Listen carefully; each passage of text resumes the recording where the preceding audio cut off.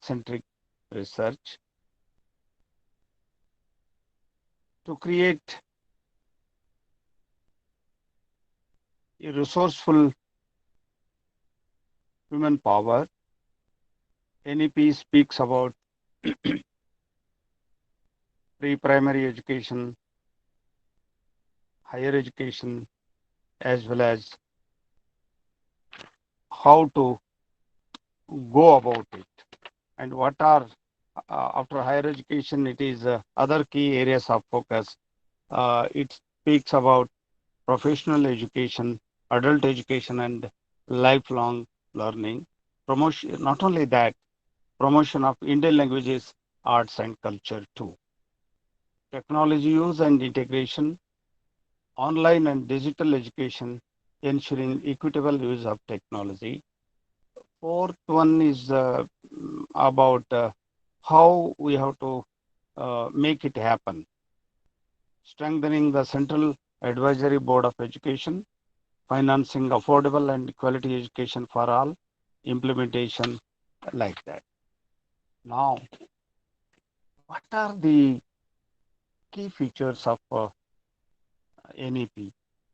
As I already told, it speaks about holistic development of students. At the same time, present system, which is 9 plus 10 plus 11 and 12, here students can't opt or study their own passion, their own interested subjects uh, like that. So here NEP suggested, recommended that there will be no compartmental studies. There will be only holistic studies. Arts, commerce, science, they are not separate streams now. At the same time, mother tongue education up to fifth standard, it's minimum.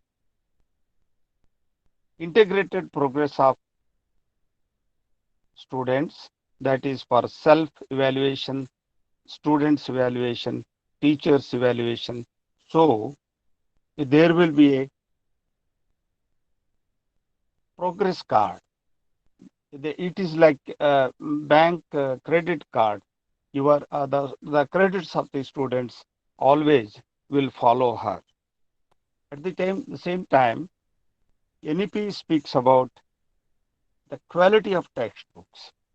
The textbooks now in any language, in any standard, they will speak about locality of their own.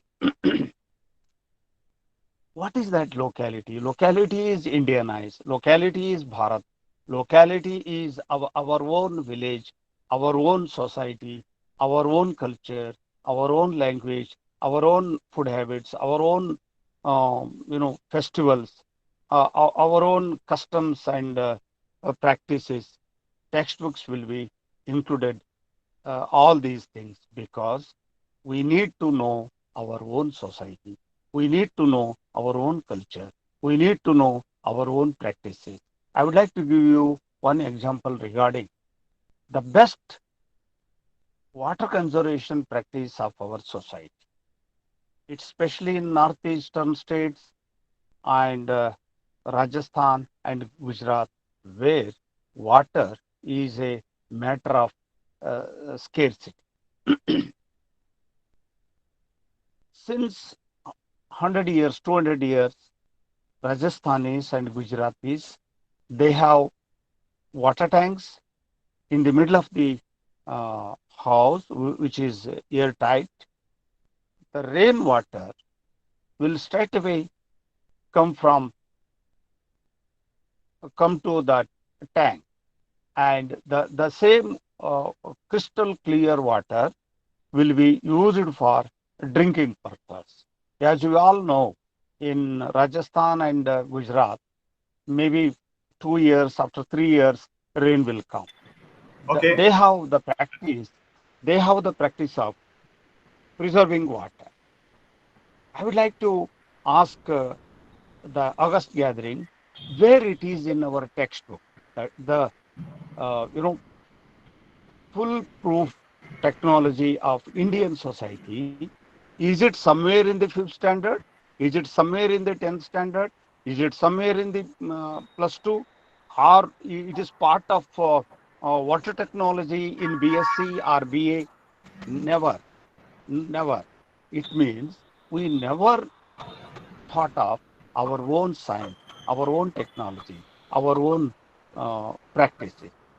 I will give you another one example regarding one Naidu, who was Gopal Swami Doraiswamy Naidu, who was third standard dropout, but he is called as Edison, Thomas Alva Edison of India. Sir C.V. Raman, Nobel laureate, has gone to Coimbatore to meet Gopal Swami Doraiswamy Naidu, who is just third standard dropout.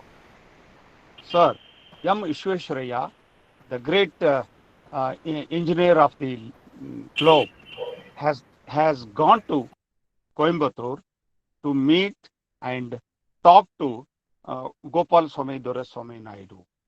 This Gopal Swami Doraiswamy Naidu has started with the help of English government polytechnic in the year 1945 at Coimbatore.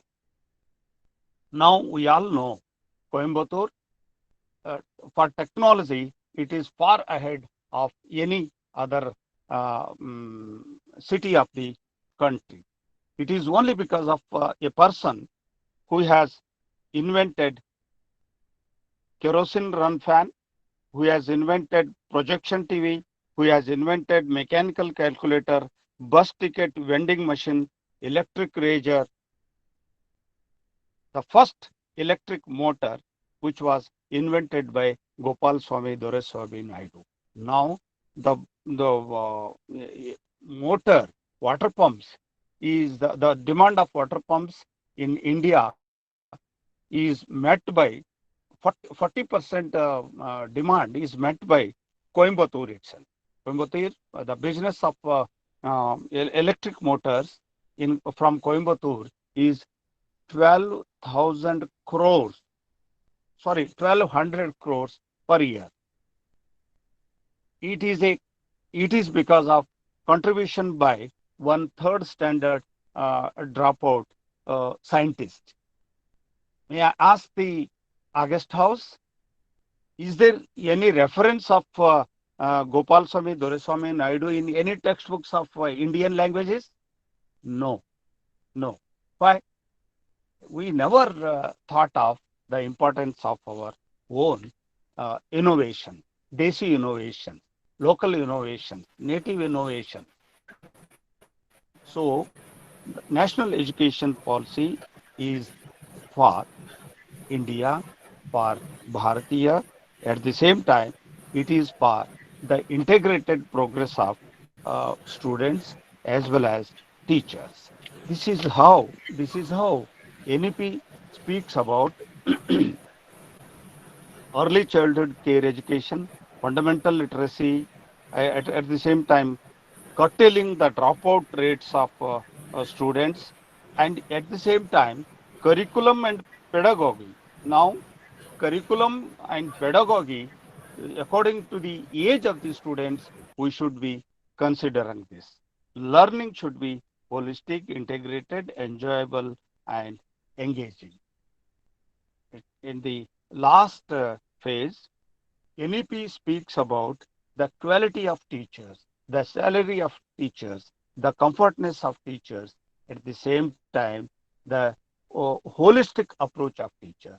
Teacher training is a most important segment of NEP. NEP has, taken care of teacher education and continuous learning of teachers. Once they have completed the refresh course, it is left, they will be promoted. No, the days has gone. Now, every year, every time, the teacher should be ready to learn. upgradation of a teacher, even in technology, even in ICT, even in her own subject, even in her own domain. Progress of her own interest, research interest, should be taken care of by education system, educational institutions, institutions of higher education, institutions of research and innovation. This is how NEP is a process of holistic development of students. At the same time, now higher education is not only higher education and research. NEP has suggested a separate research foundation, National Research Foundation, to cater the needs of the research. So this is how NEP will has taken care of the holistic development as well as scientific development, technological development, basic technology development, cultural developments. Now, culture, now sports, physical education, music, art will be part of education. It is not outside of education.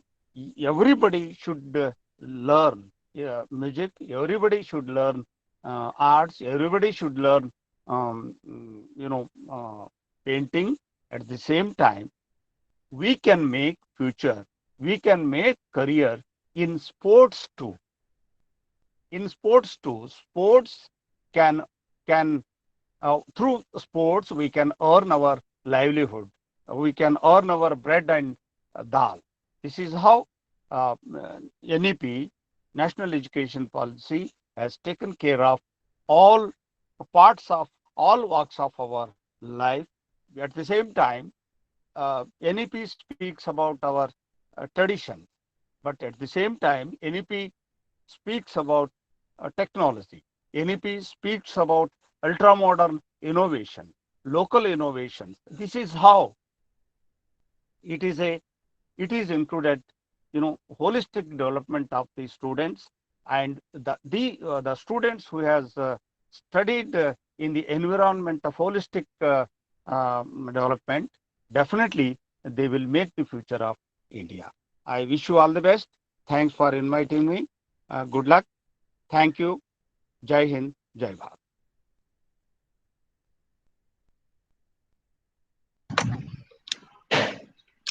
Thank you very much, Professor, for your wonderful speech. And I believe that you have spent a lot of time for the drafting of this wonderful policy. And on behalf of the academic community, let me take this opportunity to congratulate for your marvelous efforts to put forward such a wonderful proposal, which is going to change the educational scenario of India. And I would like to congratulate and thank on behalf of St. Albert's College Autonomous and on behalf of St. Paul's College Kalamashiri for participating for this national seminar and delivering a wonderful talk and inspiring us with the features of national education policy. Thank you very much, sir. Thank you very much. Thank you, Shane. Thank you. Pranam. Pranam, sir.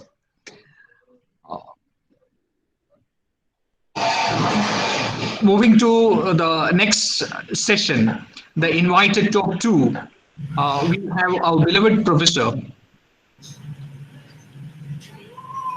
Professor M.A. Sudhi sir, the Professor Emeritus and former Dean of Rural Studies of Gandhigram University of Tamil Nadu.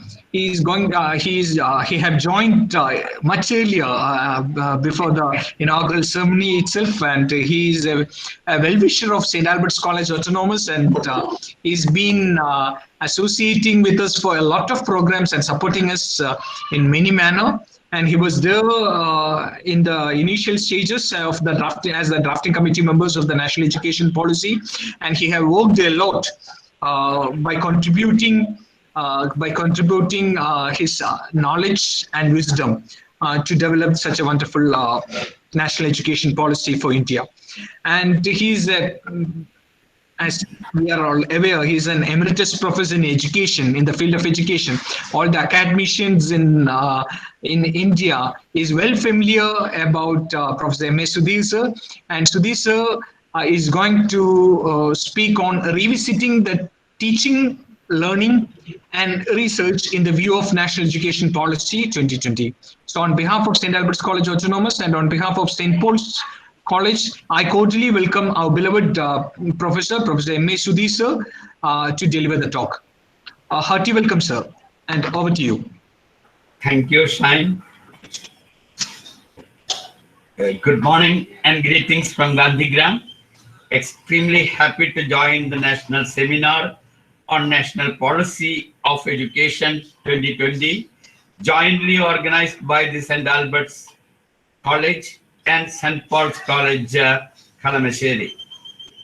Honorable Minister of State for External and Parliamentary Affairs, Government of India, Sri V. Muralidharan sir, Reverend Father Matthew Elenimatam, respected Principal Dr. Nelson Rodriguez, Professor T.V. Katimani sir, Professor Jansi James, Professor Nisha Singh, Professor Shine, of course, and Dr. Sumita Franklin. Esteemed faculty members and other experts, distinguished participants, academics, my dear students and research scholars. First of all, let us appreciate and congratulate the colleges for organizing this event. And the session before me is revisiting the teaching, learning, research in view of the National Education Policy 2020. As Katamani sir has already mentioned, the new Education Policy 2020 is a landmark in the history of Indian education, no doubt about it. The policy is introduced after a period of 34 years. And the policy is, and the vision, its vision is to make India's education system world class within the next 2 decades by 2040. So from 1986, we had the last National Policy of Education. Now we are bringing this, and we will see within the next next 2 decades by 2040 that India can become a global knowledge super power.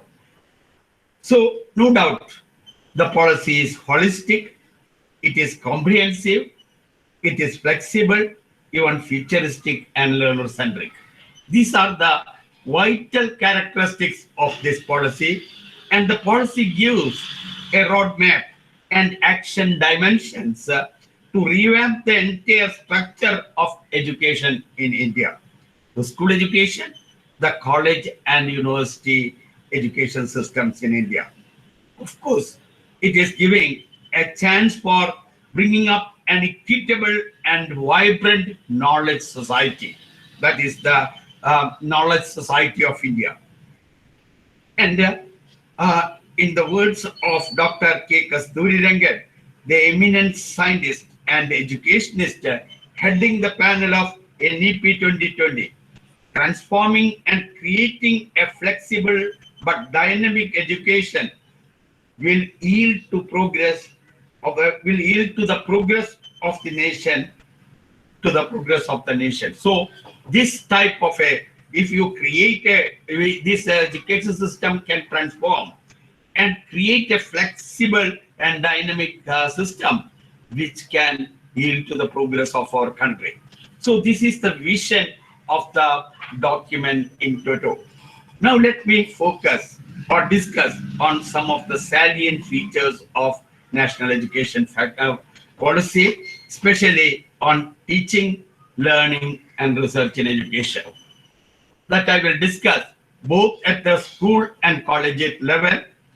The policy envisages a new curricular and pedagogical structure for school education in India. This is one of the salient recommendations or reforms the policy is looking for. And the policy recommends the restructuring of school education into 15 years.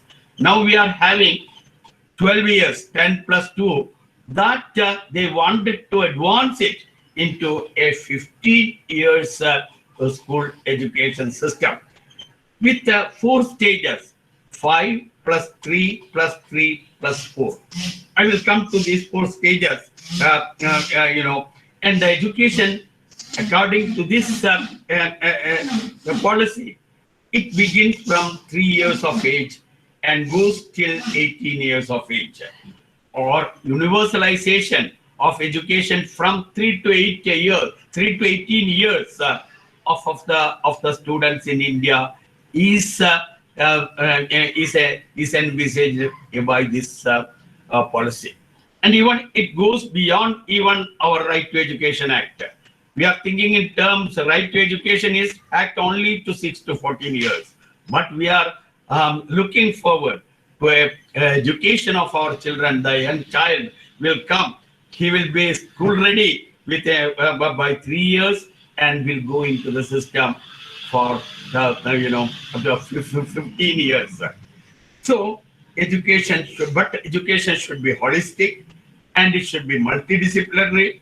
And everyone, education, we should save the students from rote memorization and even herd mentality, as mentioned by our Honorable Prime Minister the other day. But real understanding of the world, concepts, and the critical and creative skills, creative thinking, and the skills needed for their life and their employability. These are envisaged in this education system when it has reformed the school education system. Now let us see the 4 stages in the school education system. As I already mentioned, that it has 4 stages. That is 5 plus 3 plus 3 plus 4. First one is the foundation stage. In foundation stage, we have 2, that is pre-primary student, that is a student coming from at 3 years of age, and he will go up to 6, and also the grade 1 and 2, the primary education of grade 1 and 2.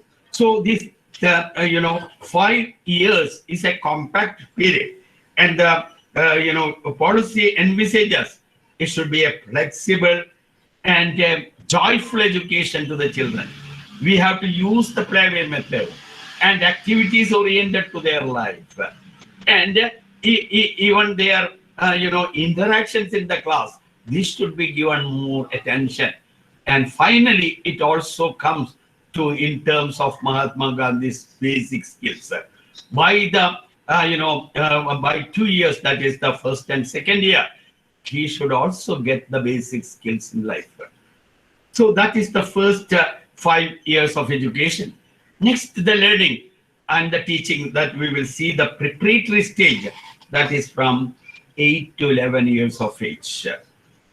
And it also covers the grades 3 to 5, 3, 4, and 5. And this is a introductory period, I will say, to experiential learning. They learn from their experience. They learn from their activities. They learn from their participation. And they learn across all the subjects. Like we have to bring in the environmental sciences, social sciences, languages. All these things have to be brought in at this period of education. And the teachers also should be made ready. That the teaching should also be advanced to that level. Teachers can deal with all the subjects.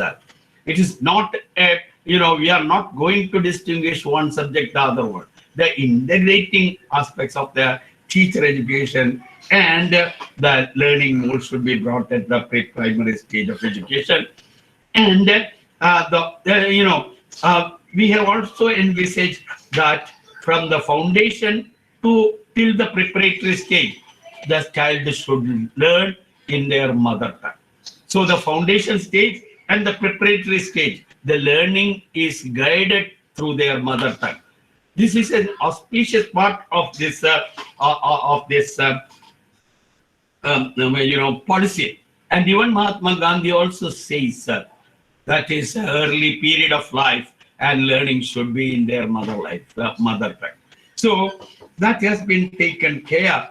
And at the second stage, that is preparatory stage, we are also see that the student is pre-adolescent stage, and we have to go through the pre-operational stage in his intellect. Whereas in the foundation stage, you can have the sensory motor and kinesthetic activities or learning. Whereas pre-operational stage, operating with the numbers, letters and all, this should come at the, and this should be given more important. And even developing the concept also should be initiated at the preparatory stage, 8 to 11 years. Then beyond that preparatory stage, the child will come into the middle stage. And in the middle stage, we have to have the subject-oriented pedagogical structures. And then we have to, introduce all the subjects, whether mathematics, physics, all the subjects should come, and they should be taught well. And more at this stage, we have to go beyond it. We have to have an extension of our experiential learning. But also we should bring in the demonstration, the laboratory methods, the constructivist method, that the student themselves develop that skills, and they go on building the knowledge by themselves. That is that self-learning techniques should be promoted at this third, that is the middle stage of education. Also, this is a stage where we expose them to the vocational skills. From class 6 onward, we expose them to various trades of vocation, and the vocational skills should be developed. We are not forcing them to take any vocation or develop any skill like that, but we will give them, expose them to a number of job opportunities or vocation waiting for him, and the skills needed for them, and he can adhere to any skills. And even the sports skills, the sports activities, the cultural activities, all of them will come, and he should develop that skills in various aspects also. So according, along with this learning of the subjects, he should have a vocational skill development, and he will also enhance its learning skills. That is to the higher levels of skills. I will come to it a little later. And after this, we are taking the students to the secondary stage of education, that is from class 9, that is 9 and 10, and 11 and 12. That is the secondary education stage. This completes the 4 segments, that is the 4 stages in education. And the secondary stage is very, very important. Here, they have to go to that greater depth in teaching and learning. That we have to have the intensive way to take them.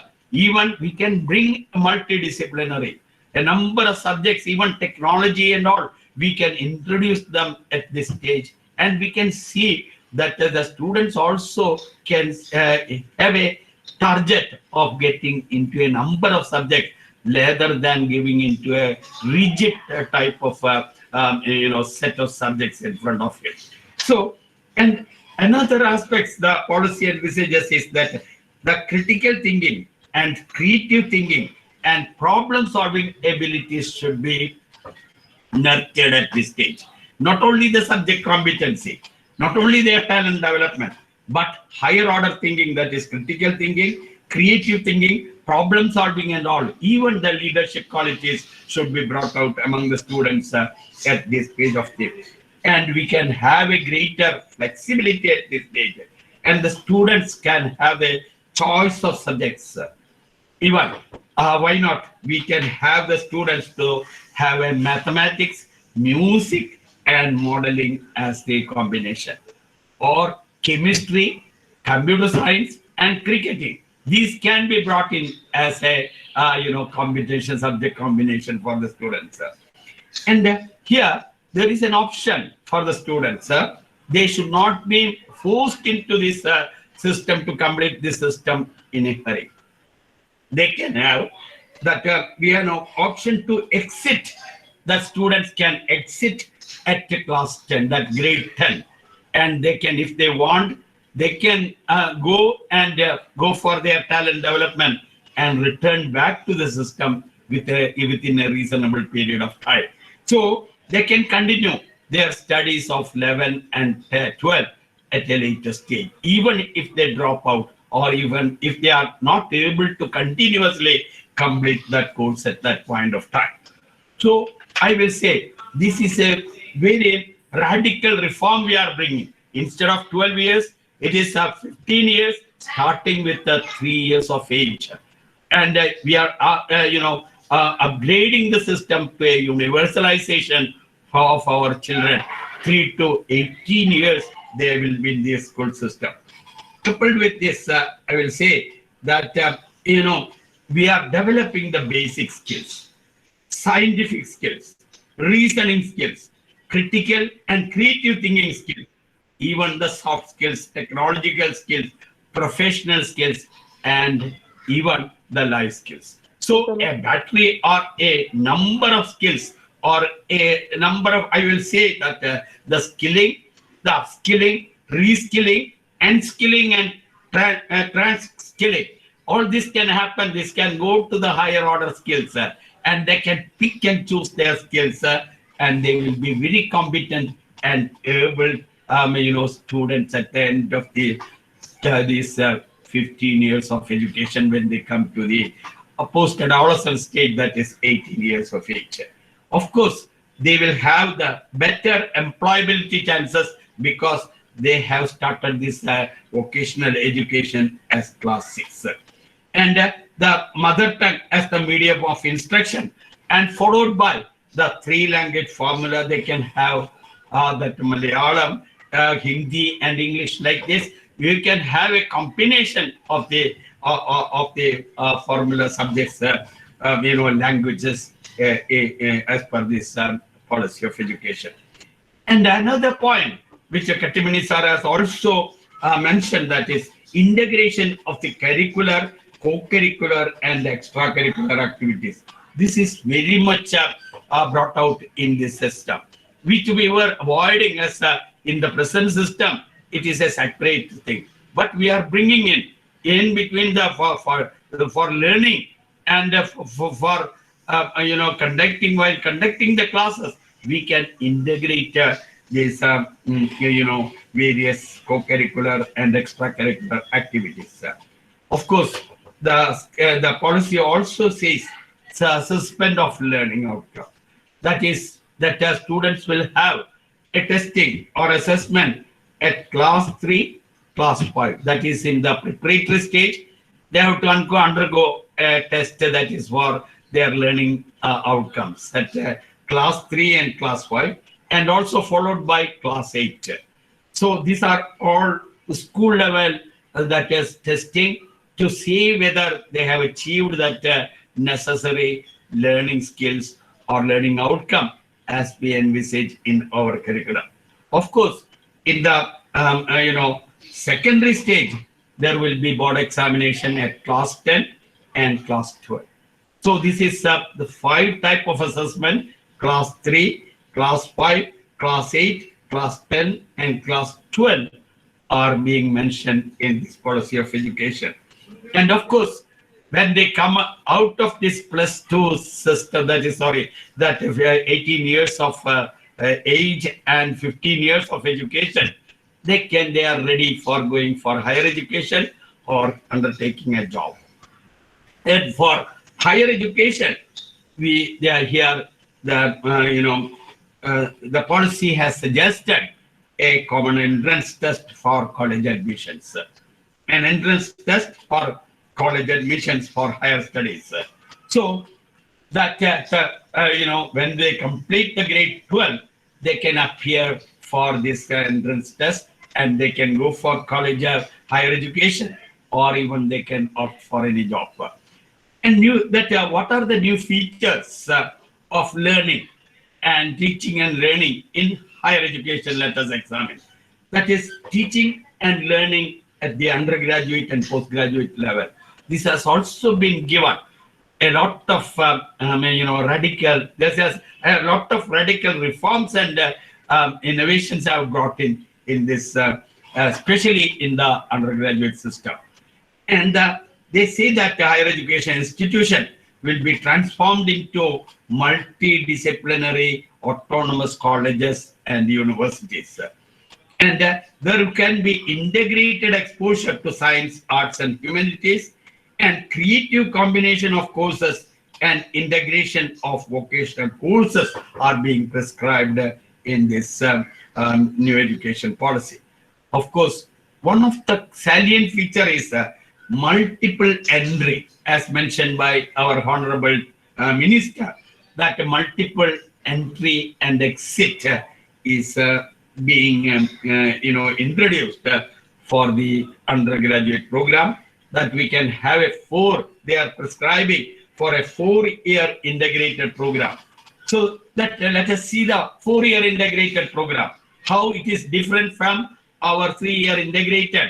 We are now following with, as per the Qatari Commission, 10 plus 2 plus 3. But beyond that, we are bringing it into a 4-year integrated course. That if they join that for the BA or BSc or any undergraduate program, it can be of 4-year duration.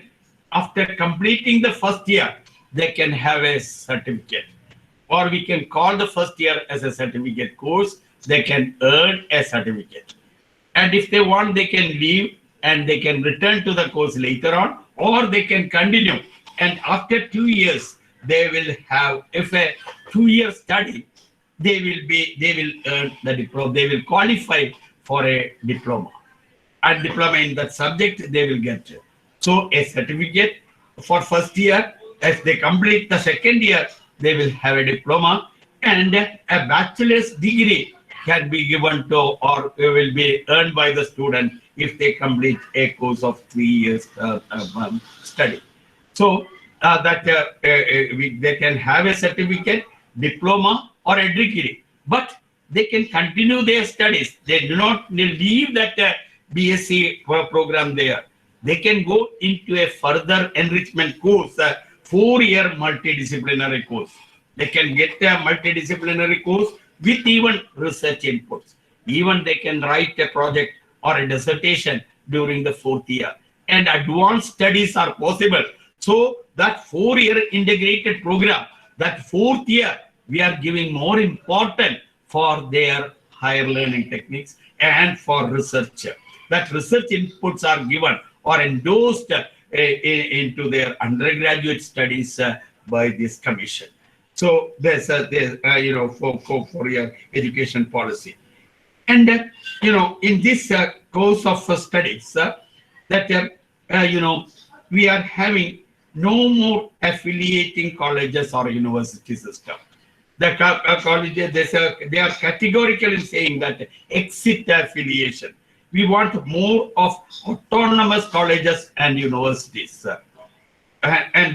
Universities can be of 2 types, and we can have the research universities only for PhD and undertaking outstanding research projects. I will examine it once again. We will have research or intensive research universities giving degrees of PhD or research-based courses there only. And we can have teaching intensive universities, that is the second order of universities. Beyond that, we can have autonomous degree granting colleges.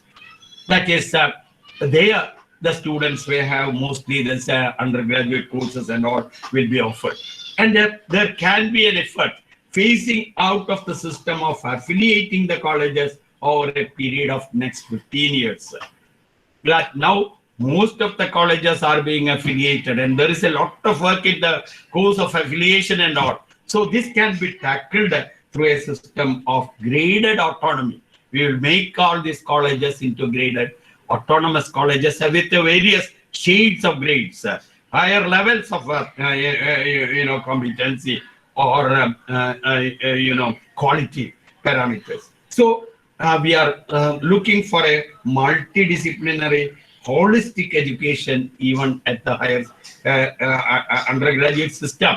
But we have, I also will say that a student will have a basket or a battery of degrees when he completes an undergraduate course.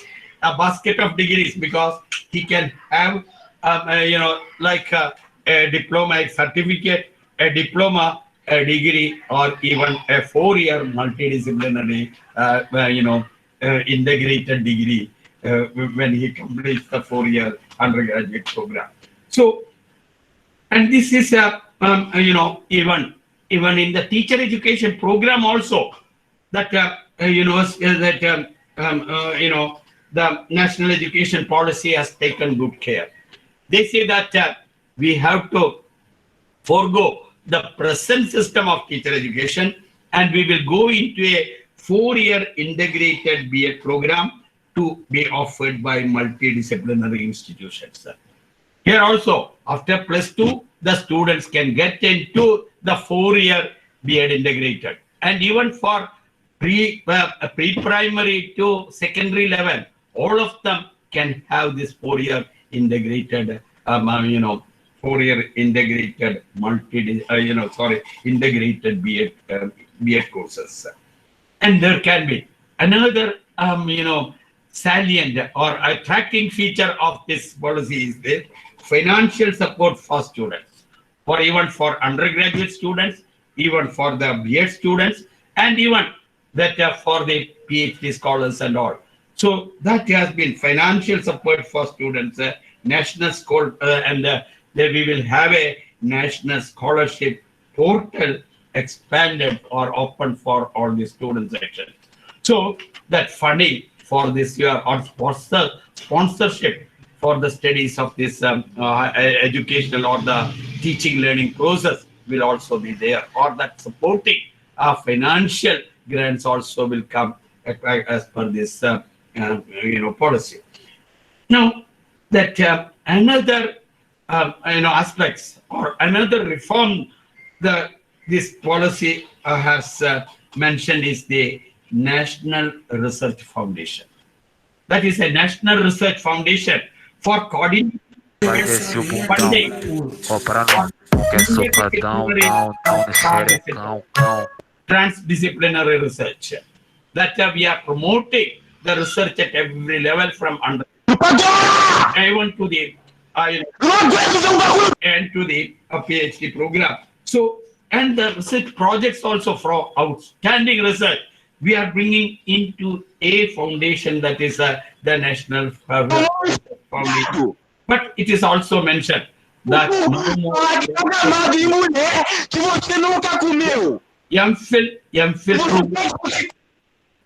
MPhil program, there will not be any more this MPhil degree.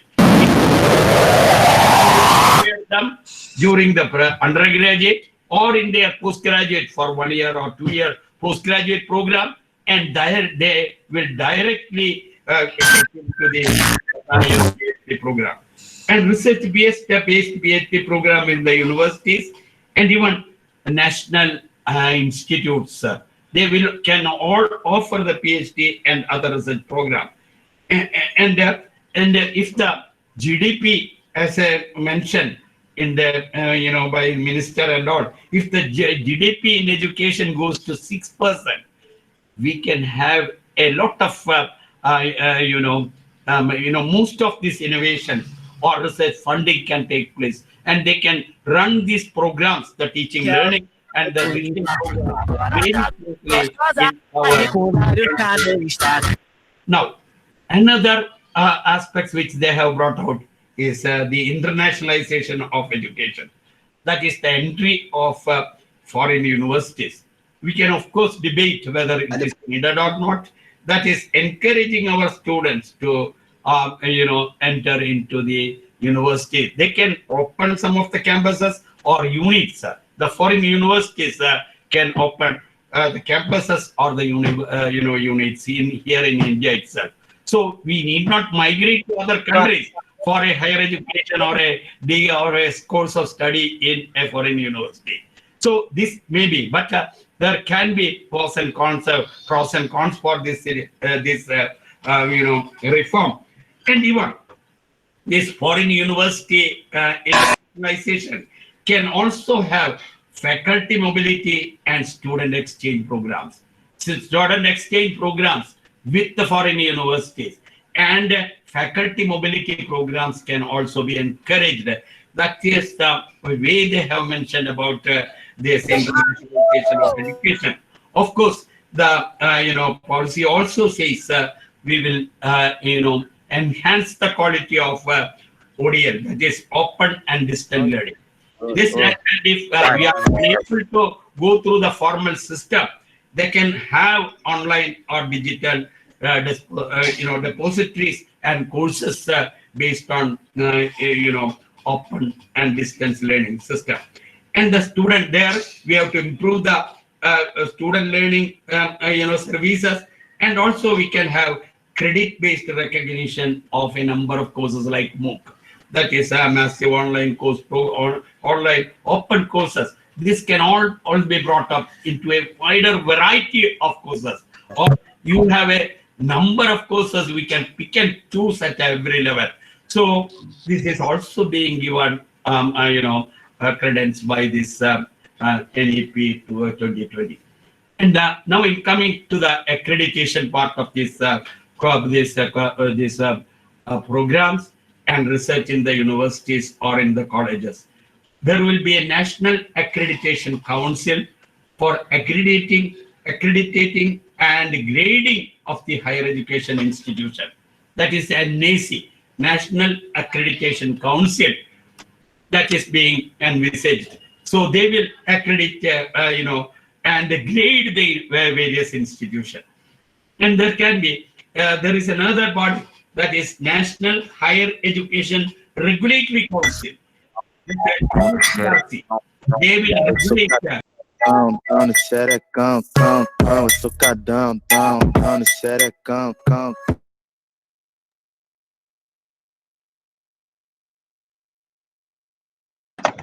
I'm really sorry, there is some technical issues. Just be patient. I will contact Sudhi sir. Sudhi. We post you.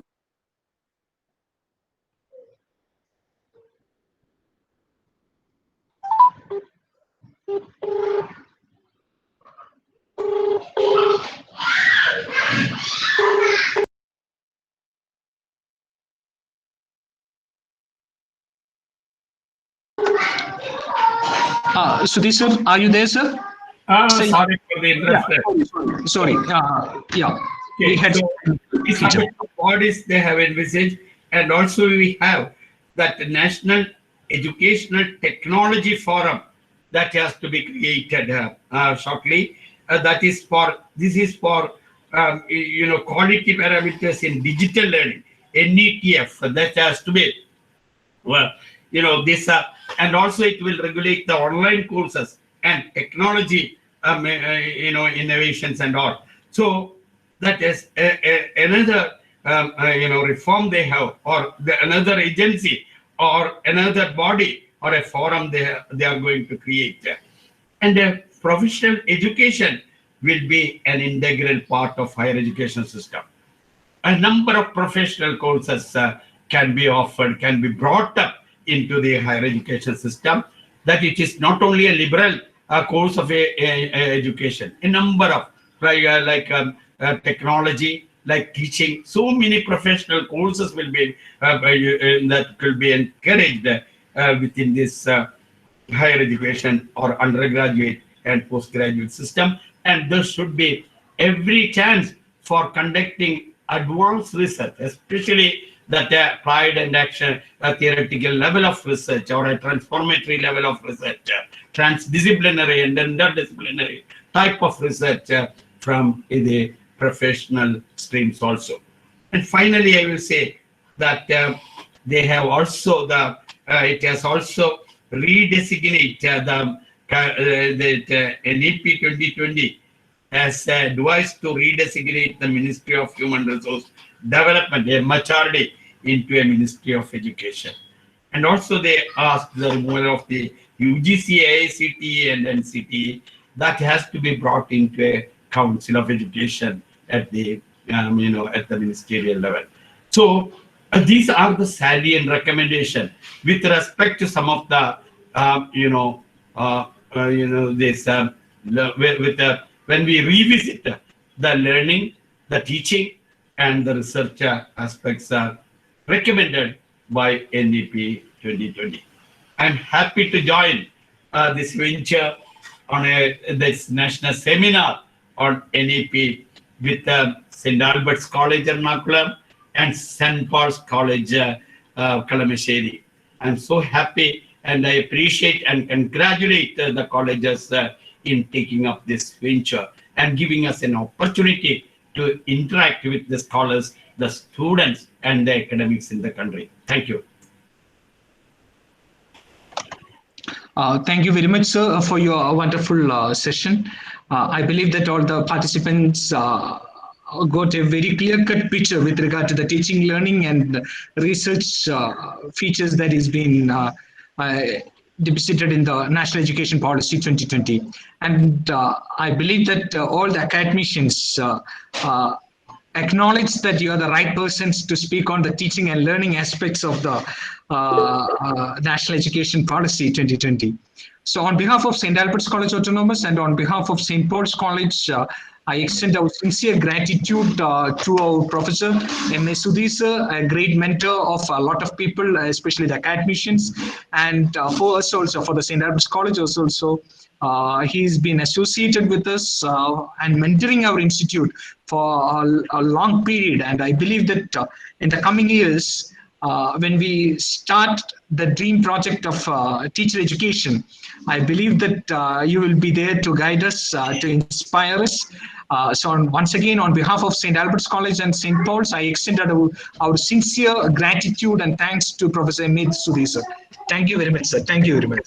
Welcome, sir. Thank you. Thank you so much. So moving to the next session, session 4, the invited talk 3 is on liberal arts and the language in the National Education Policy 2020.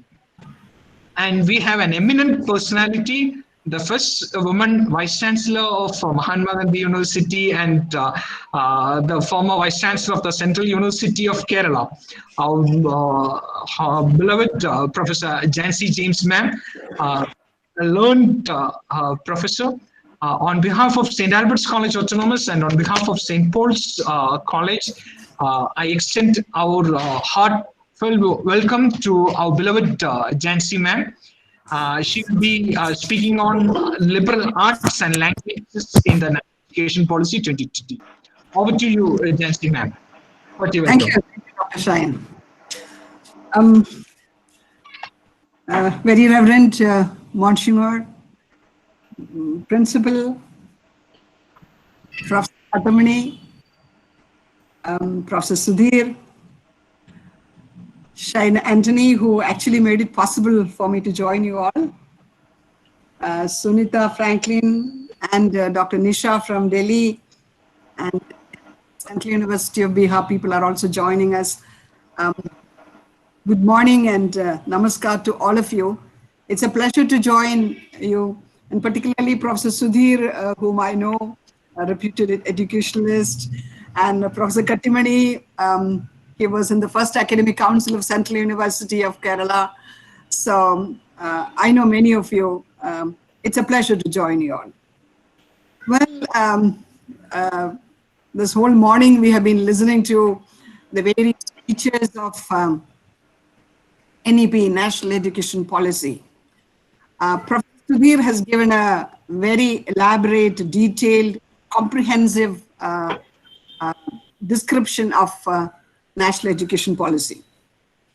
You know, Kerala is a wonderful state. It's all over now. The whole place, the whole state is ringing with the various aspects of the National Education Policy and responses, criticism. So this is the right time, and I congratulate St. Albert's College, which has already established a wonderful record in the history of higher education in Kerala. I congratulate them for organizing the seminar and conceiving the whole structure of the seminar in a very meaningful way. The topic that the organizers have given to me is the liberal arts, the role of liberal arts, the significance given to liberal arts in the national education policy. That is number one. And the other is the discourse on language and its importance, the teaching of language and the learning of language in the document, in the policy.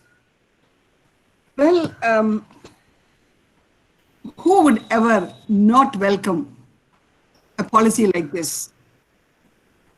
It's a wonderful document, not only an educational document, but it's a document about the hopes of this nation, about the youth, and also the programs, very ambitious programs, I must say, that this country is planning for the youth of this country so that they can be confidently walking into any field of activity, job, education, research in any part of the world. As the Honorable Prime Minister has already referred to the document and said, this is to make the youth of India future ready. So an educational system which would ensure, which would promise that it is going to make the youth future ready, well, there cannot be anything better than that. Well, I would say that this educational policy did not just, burst out from out of the blue. Thoughts about this, vision about this, the philosophy of this, well, this has been, brewing over a long period of time. After the 1986 and then further in 1992, when the policy was revised, modified, not with much of a difference. This was all there. Even in the Kothari Commission, it was all there. The architect of the commission said, the future, the destiny of the nation is being created in the classrooms of India. So we have been, giving, education has always been, in the major, the crux, the soul of our thinking. And particularly relating to the policy, flexibility, multidisciplinarity, holistic education. Well, all this we have been talking about for so long. Only thing we wanted to have it as a policy and as a mechanism for implementation, as a mandate for implementation. And that's what now we have got. I also remember how Professor Yashpal, he's no more, a wonderful academician and an educationalist, how he went about as a member, as the chairman of the National Advisory Committee on Education, went about the whole country, propagating, spreading this, great message of flexibility. And he said, actually, the title of his report is actually Unburdening Education. That itself speaks for the spirit of this national education policy. And before I go on to the topic, I remember when he came to Trivandrum, he said, the curse of higher education is cubicalization. Cubicalizing is actually, a forging or a making of a word from cubicle. How we split education, the entire system into different cubicles. And he pleaded for a melting of boundaries. This is exactly what liberal arts implies. How we can introduce flexibility into education, particularly in the higher education system. This has all been practiced, in the Western universities. The League Group, the best universities anywhere in the world have all implemented this. We have been pondering over this, and we have always held it back because we foresaw or we give more importance to the problems than for solutions. So now we are, on the track. liberal arts. I would say in the present context, particularly in the Indian context, when parents are really worried about and putting all their energy and resources into sending their students, sending their children to professional educational institutions, admission to an engineering course and a medical course, is the be all and end all of life. This is the kind of philosophy that's being tutored in. I would say liberal arts means adding an A to STEM and making it STEAM. Now, what we care for is a structure which may be labeled as STEM: science, engineering, technology, and maths.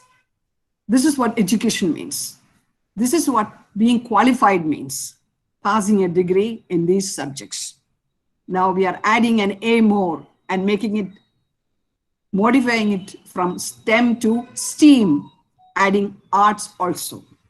Arts does not merely mean humanities, but any subject. In fact, this educational policy has a beautiful references to certain discourses, which we normally do not bring into our formal discourses. There is a reference to Kadambari, how all the 64 arts also can come into the higher education field, where even as the member secretary, Ms. Shakila, was saying on another webinar, even robbing is one of the 64 arts, as said by Banabhatta.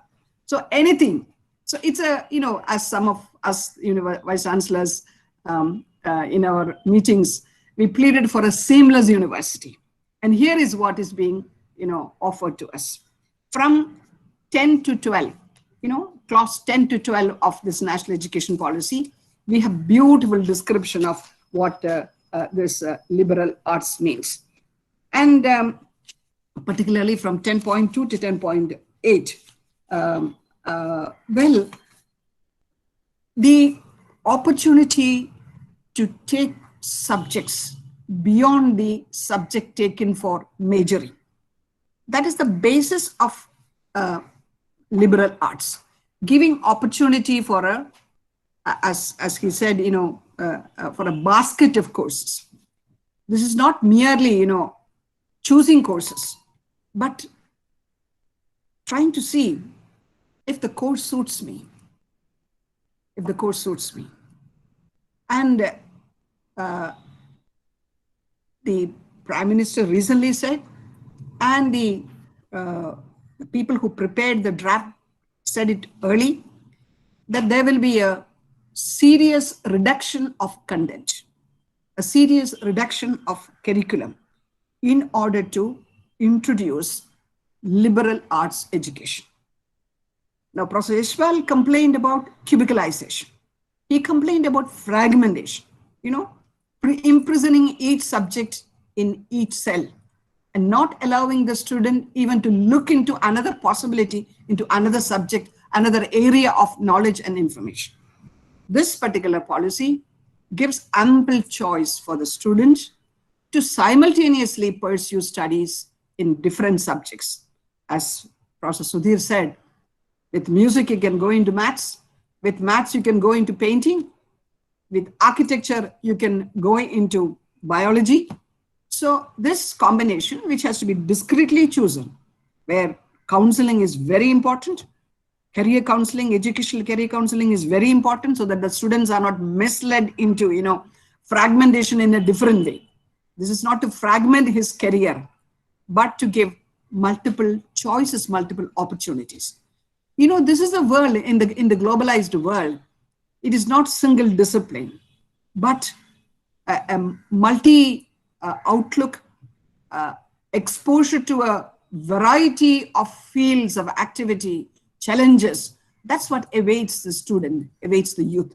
So this has been taken into consideration. And I remember this goes very well with, this liberal arts actually goes very well with the way it has been conceived in the document, very well with the Millennium Goals, educational Millennium Goals of the UN, where they say learning to learn, learning to do, learning to be, and learning to be with one another. All the four are actually accommodated in this policy.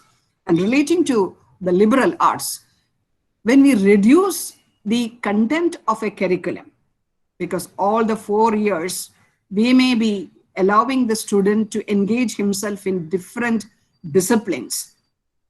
When we reduce the curriculum, we are not actually, muting the significant areas of learning in a particular subject. On the other hand, we are actually giving the student an opportunity to learn.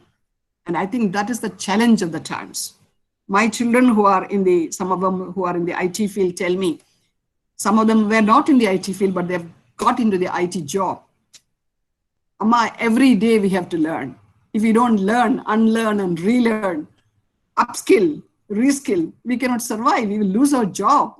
So the mindset to learn, the preparedness to learn new things, that is inculcated in this particular scheme that's conceived. And I'm sure Professor Sudhir will have many points to talk about how this can be used for equipping the faculty. And I must also hasten to say that the document says the teachers and faculty are the heart of this policy, which is very important.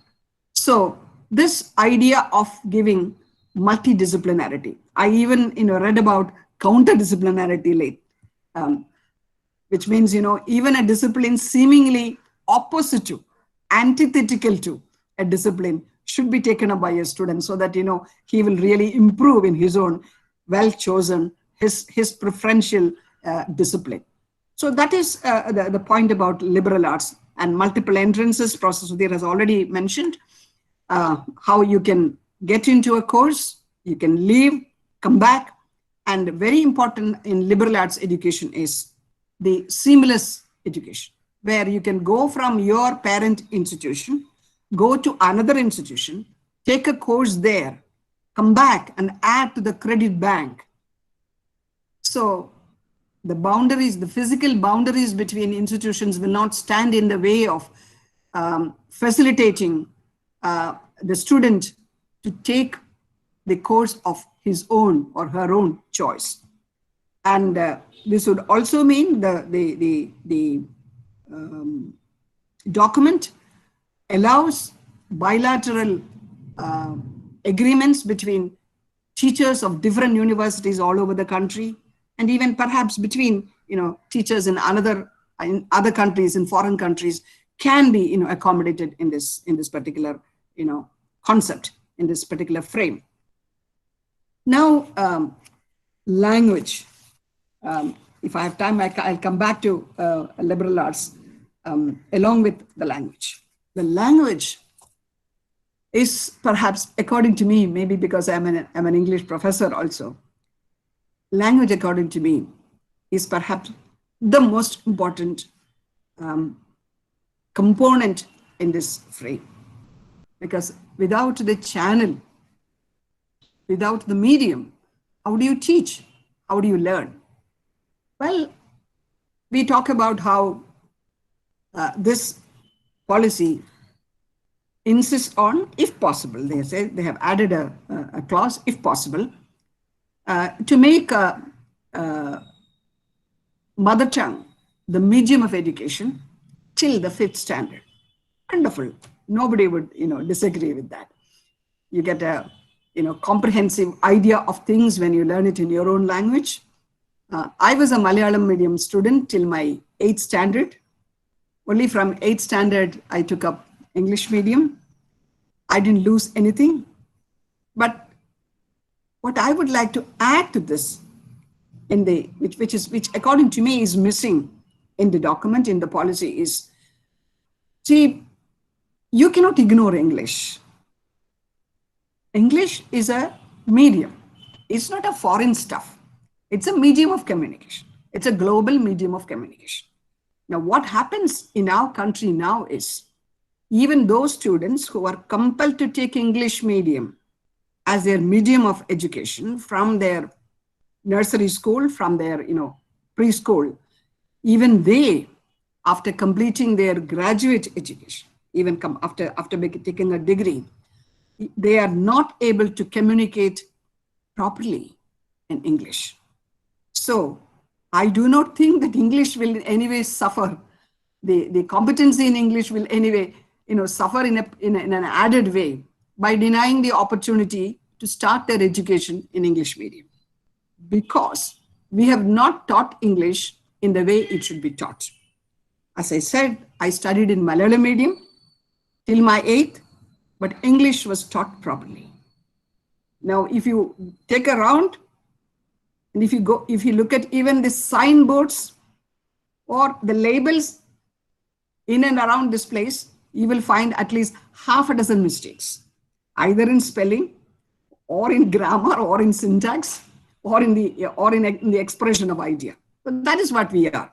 So definitely giving the student the opportunity to learn subjects in the language that the student is most comfortable in, that the student can freely, openly, happily, joyfully communicate and also understand. That's a wonderful idea. At the same time, as Professor Kattimani, very, very rightly observed, when you go local, when you go loving your mother tongue, your local language, you should also remember that you are an Indian. You're also very soon a global citizen.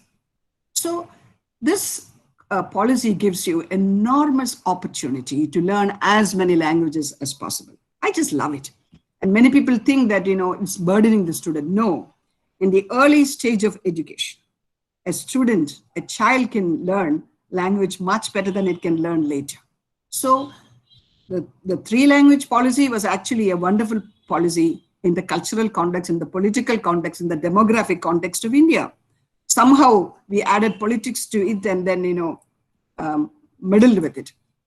But now it's not insisted on, but I think a child in India should learn at least 3 Indian languages.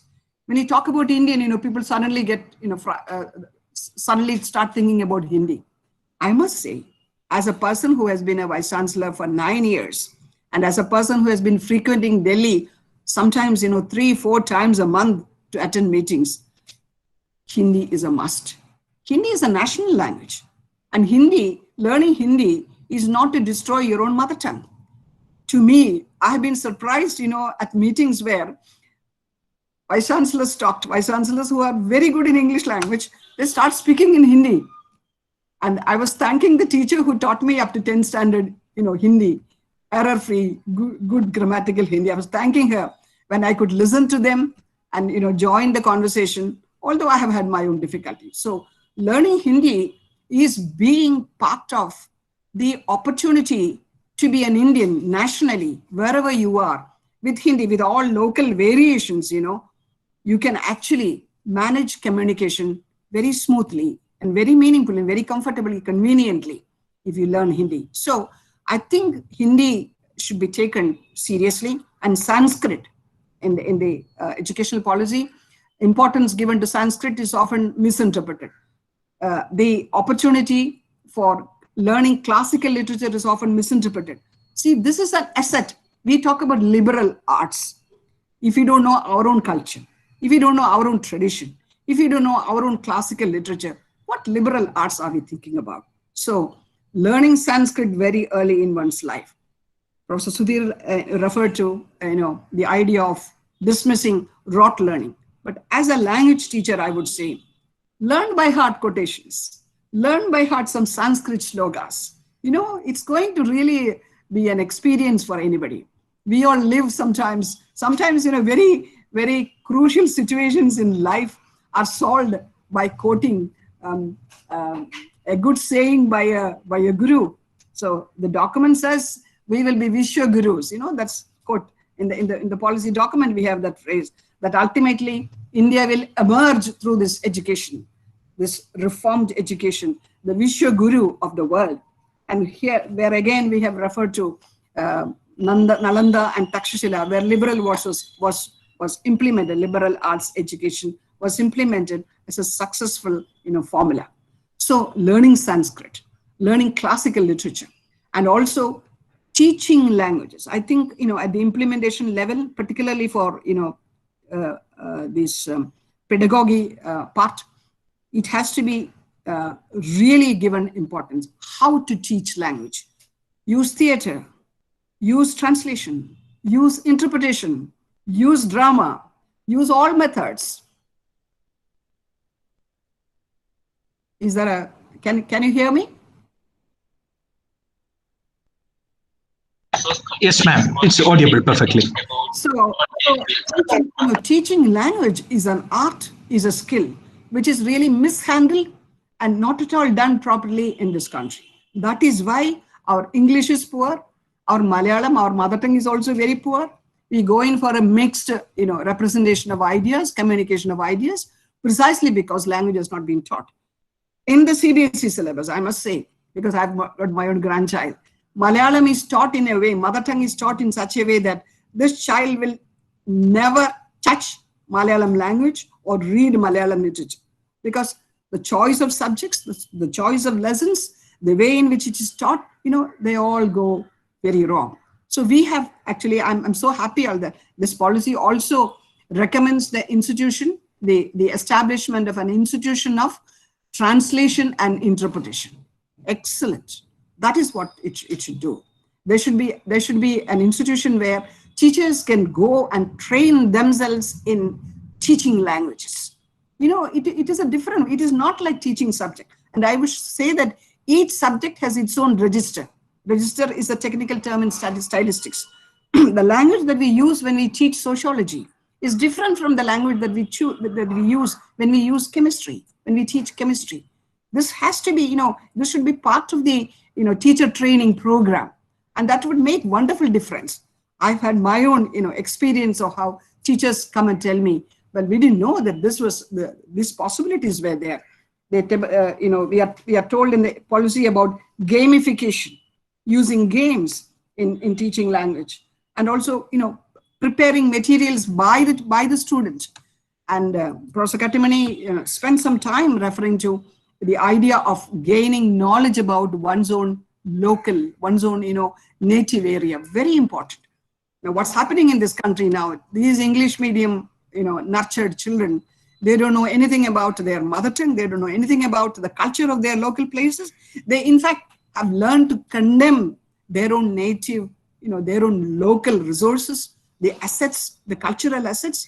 So in the project for teaching language, as well as for, project as part of liberal education, they can definitely include resources, subjects relating to the local, reality. It could be disposal of waste. It could be environmental issues. It could be demographic issues. It could be, cultural issues, art issues. India is a rich country, in terms of cultural diversity. Do we really represent this in our curriculum? That's a big question. And I hope that language teaching would take care of this.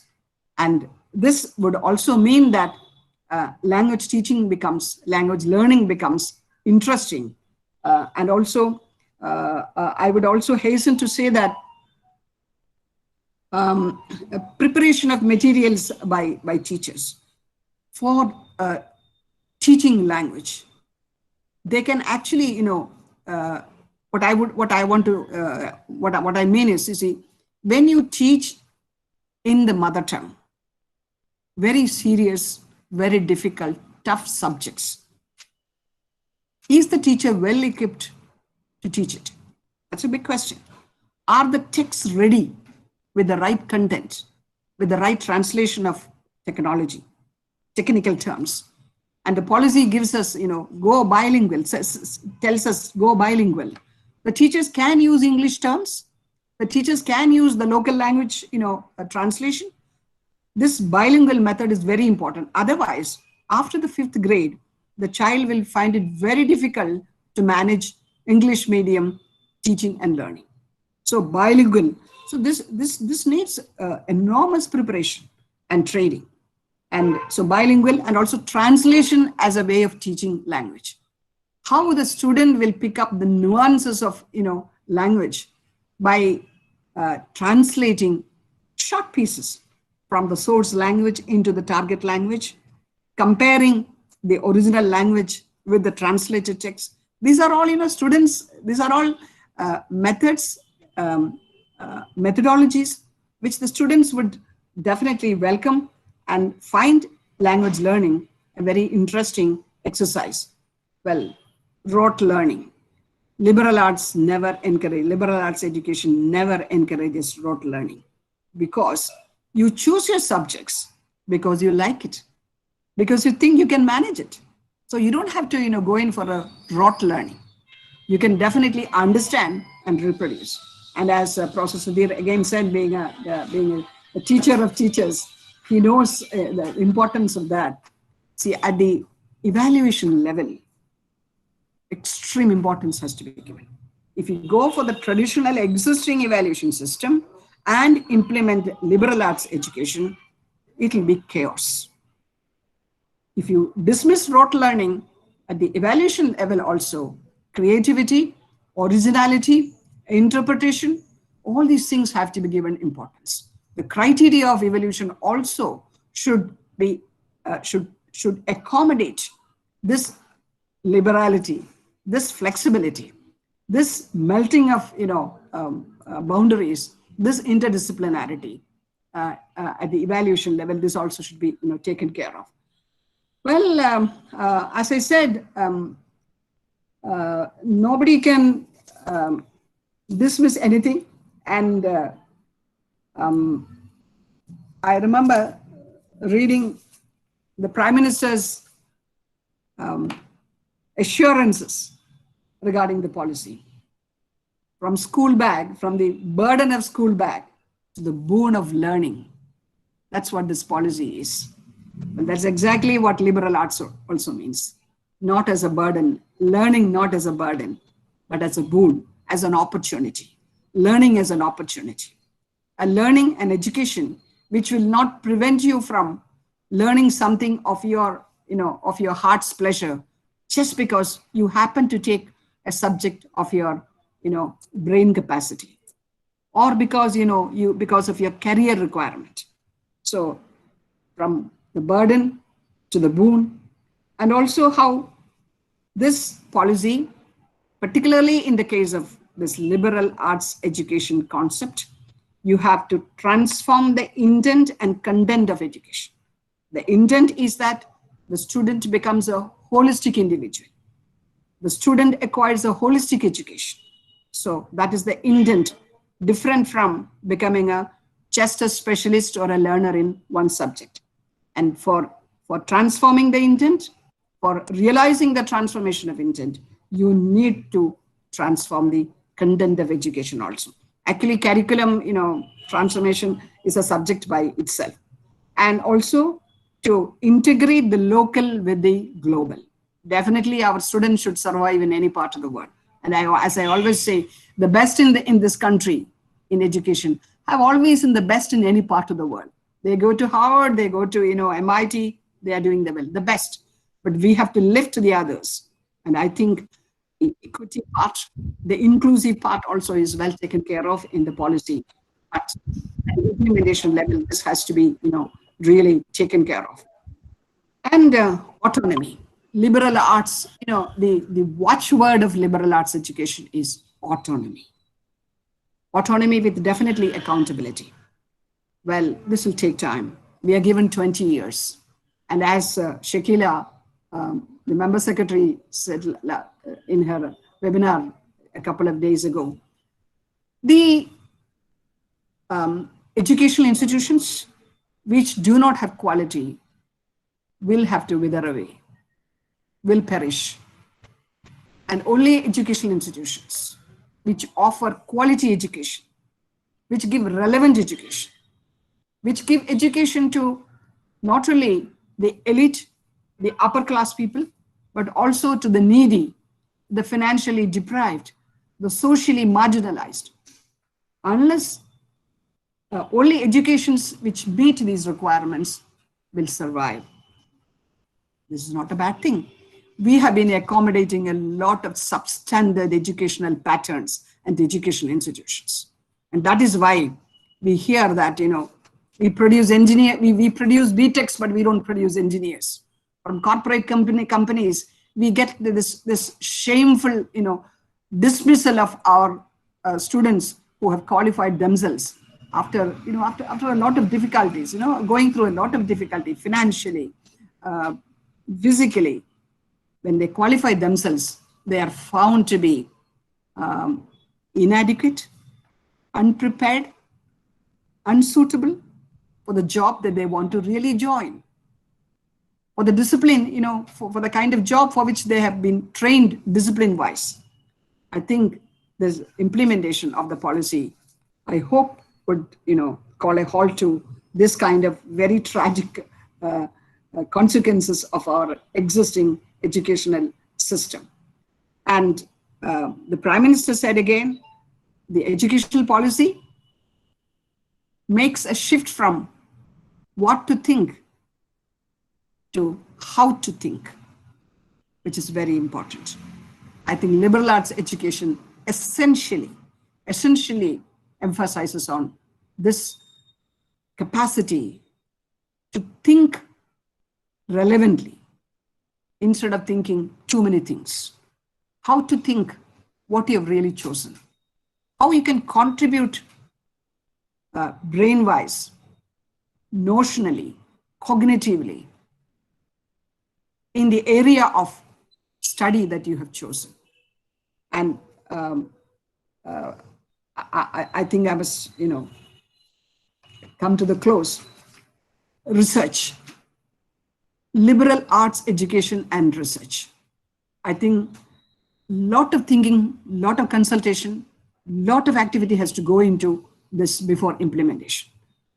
Our area of research, our field of research, our methodology of research in India, I must say, if I exaggerate a little bit, forgive me, it is just shameful. So many substandard dissertations. Recently, one of the organizations, YMCA in Trivandrum, made an announcement to the research scholars who have taken PhD, please come forward and make a presentation in public of the content of your PhD dissertation. They did not even get 1 or 2 people in Trivandrum, from where I am speaking, where Kerala University has its headquarters. Why people are ashamed, are not confident? Why they are not confident to open it to the public, in spite of having gone through a public defense? So liberal arts education, I hope, will open up the channel for taking a subject which is not cubicalized into one rigid subject, but it would help them, give them an opportunity to relate subjects, to relate disciplines, to social work with botany. When I was a vice chancellor in Central University of Kerala, where we had a lot of environmental problems, including, as you know, the poisonous impact of endosulfan. There was so much to learn. There was so much to do research on, the environment. How to save the people of that place, from the tragic experiences health-wise that they have been going on. And I said, open your laboratories of the university to solve the problems of the locality. Well, Oxford University brought out vaccine for COVID. Why not we?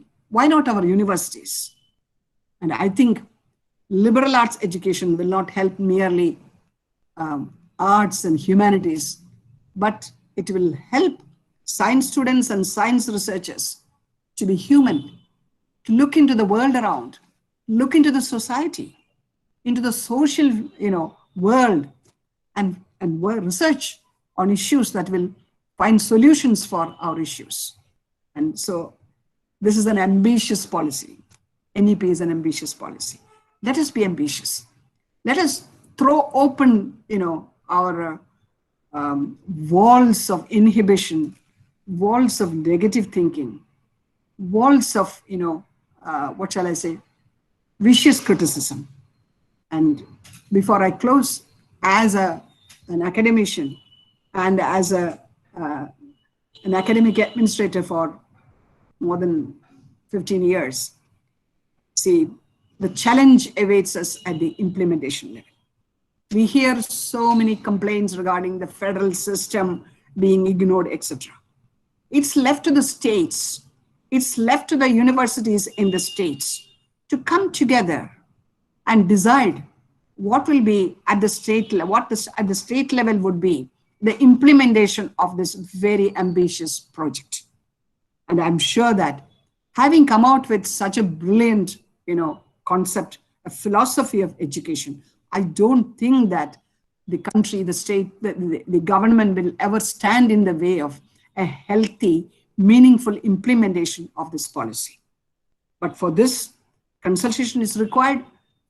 There were complaints about, not taking into account the suggestions and opinions from across the country. I think it's not true, because I've been on the forum for at least three forums where discussion on the making of this document, of this policy was being made. Only one forum ever gave as a prepared document of opinions to the center. The other two forums just simply, took it as a matter of just procedure. They did not actually come out with anything specific, focusing on the state issues, focusing on the state realities. So at least at the implementation level, I hope that the academicians all over this country, we have plenty, good academicians plenty. We should also have good leaders, academic leaders, who have been at the helm of affairs of academic administration. We also need students, the youth. We also need the professionals. We need also the job-giving, sources, corporates. We need all of them at the implementation level so that, we can be truly liberated through an education, that we can actually give a sense of freedom and a sense of confidence and a sense of hope and a satisfaction of preparedness, well-equipped, mind to the youth of our country. Thank you very much. Thank you for giving me this opportunity, and thank you for listening to me.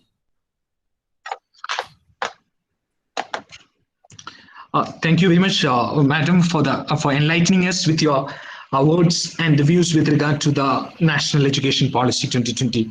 So on behalf of St. Albert's College Autonomous and on behalf of St. Paul's College, I extend our sincere gratitude and thanks to learned Professor Jancy James, ma'am. Thank you very much, ma'am. Thank you. Thank you. Now moving to the last session, the panel discussion. We have the panel members with us. We had scheduled it as at 11:45, but we are a little bit earlier. And Professor Simon Gabriel, sir, have informed that he will be joining with us in short time. And with regard to the panel discussion, we have Professor Kaushal Kishore, the Dean, Head of School of Education of Central University of South Bihar, Gaya, Bihar. And he will be speaking he will be sharing his views with regard to the changes in the school education proposed in the National Education Policy 2020.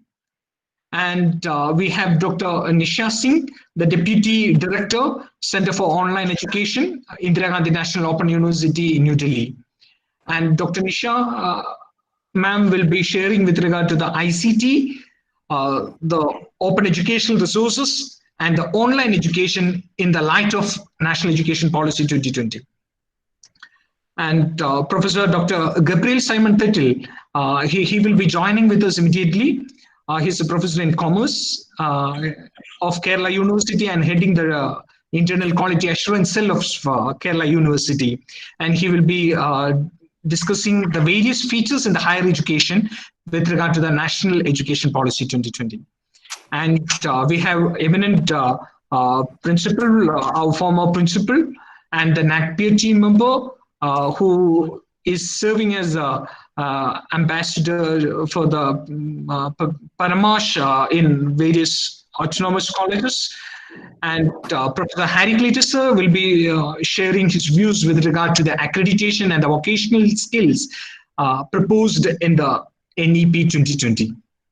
So on behalf of St. Albert's College Autonomous and on behalf of St. Paul's College, I welcome each and every panel members, Professor Kaushal Kishore, Dr. Nisha Singh, Professor Dr. Gabriel Simon Tetty, and Professor Harry Cletus to this panel discussion. Hearty welcome, panel members. And in the panel, as discussed, we will have the common concept of National Education Policy 2020 for India, a complete revamping of educational system for catering the needs of the 21st century. So first, I would like to call the panel member one, that's Professor Kaushal Kishore, the Dean and Head of the School of Education, Central University of South Bihar, Gaya, Bihar, to speak on changes in the school education proposed in the NEP 2020. Over to you, sir. Kaushal, sir. Thank you, Dr. Shine. Am I audible enough? Perfectly, sir. Okay. Good morning, everyone. First of all, I congratulate you, Dr. Shine, for being a little bit advanced in time, and that's very good indicator of a well-organized program.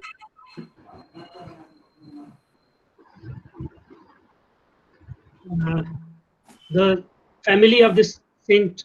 Albert Autonomous College, the principal and all other members from this organizing team, my friend Dr. Shine Anthony, Professor Katimani, Professor Sridhar, Professor James, and my co-panelists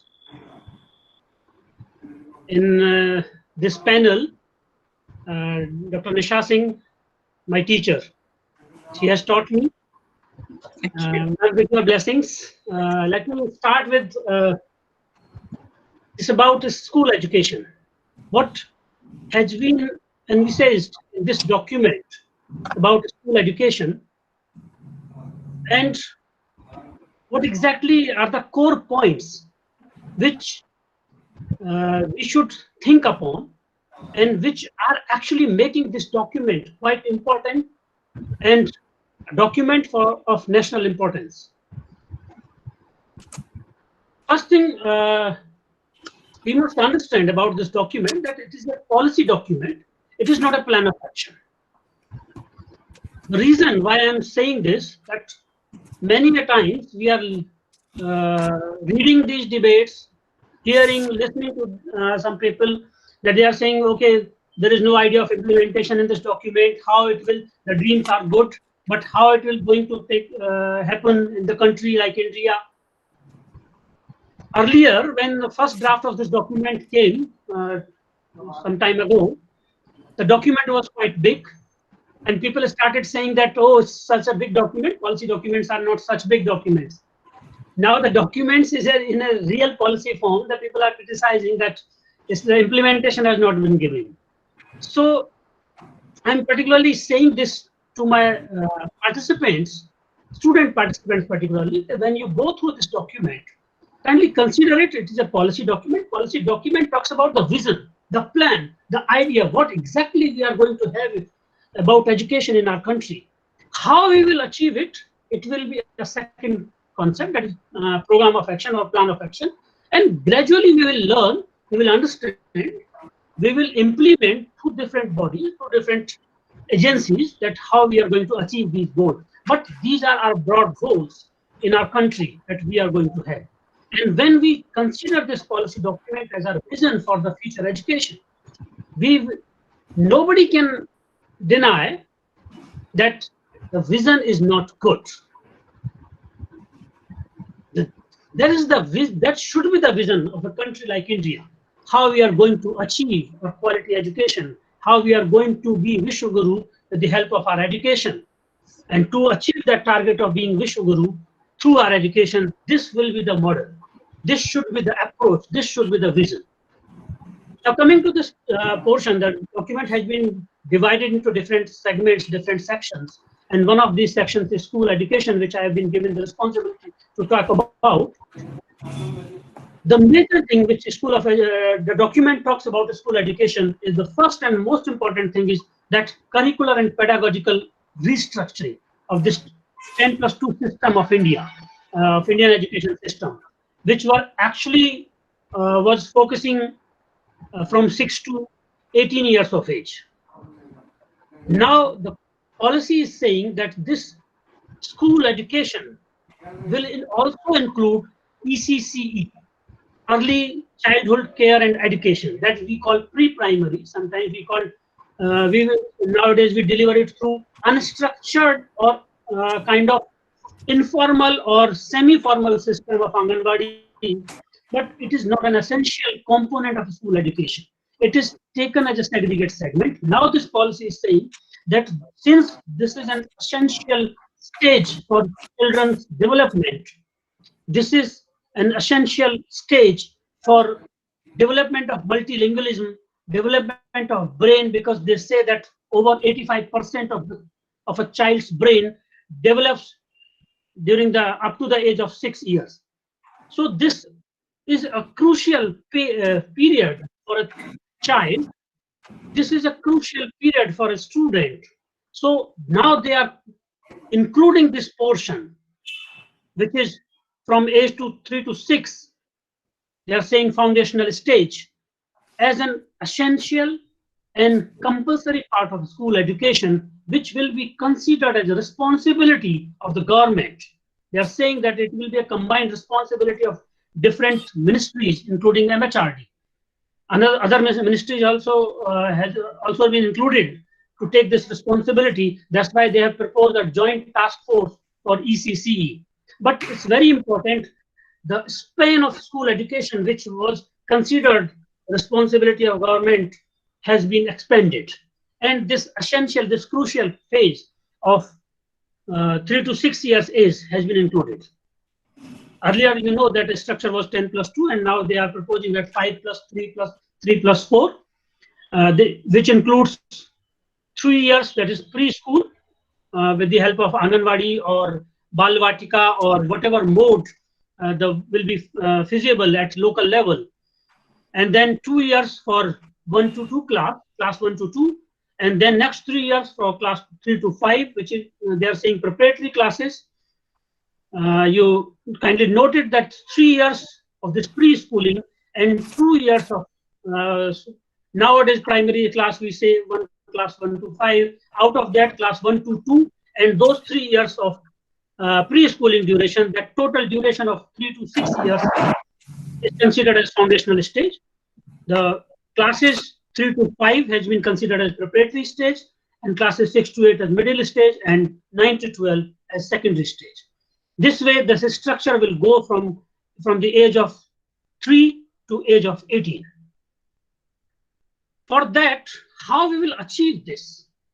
We are going to include this segment, additional segment, but how we are going to ensure this objective of including this portion into our school education? For that, the very first thing they have proposed, that there will be a national curricular and pedagogical framework for ECCE. And it will be prepared by NCERT and other bodies together. And this framework will provide what will be the course content to be covered, what will be the activities, and what will be the pedagogical approach during this stage of education. Then how they will deliver this, how they will ensure this additional segment of school education. For that, policy has gone through a very practical approach, and they are saying that existing Anganwadi Kendra, Balvatika Kendra, Anganwadi centers will be used, and they will be their staff, their teachers, their mentors, capacity building of these Anganwadi centers and resources will be done. And for that, they are proposing that ICT will be used if the teachers or the mentors or the workers in Anganwadi center who are looking after that Anganwadi center are 10+2 passed, they are already qualified class 12, then they will be given a 6-month certificate, and the certification will be through ICT, through different platforms, through different open learning platforms, which my teacher, Dr. Nisha Singh, will be talking about. This mode will be used to empower for the capacity building of these existing teachers. It means they are also taking care of this staff which are already in the system. In addition to these, new recruitments will be done. This is the vision for this ECC in this policy. About curricular aspects, during this additional segment of education, the one very important thing in school education which this policy is focusing is foundational literacy and numeracy. And they are setting a goal to achieve this foundational literacy and numeracy by 2025. And they are again including the same 3 R's which we used to talk about earlier: reading, writing, and reasoning. For reasoning, they are using term basic operationals with basic operations with numbers, but they're the same 3 R which we used to study in our education courses. But the point is, the policy is taking it seriously that with the time, our children are not capable, not successful enough in these 3 R's. And many reports in national, even at national level, even at international level, are indicating this danger that our children are not capable in 3 R's. So the policy is focusing upon the development of this foundational literacy and numeracy. And for that, one interesting thing they have proposed, they have emphasized rather, though we are talking about in different documents for a long time, but now the policy has taken it very seriously, as they are saying that the primary education of a child, the school education, basic school education of a child must be in his or her own language, whatever you call it, local language, regional language, home language, mother tongue, whatever you call it. The point, the philosophy behind this, the document is saying, and that is the quite relevant, because as a student of education, you must be going through this thing, that nowadays schools for a child are alienated places. Though in literature, in philosophy, we say them that schools are miniature of society.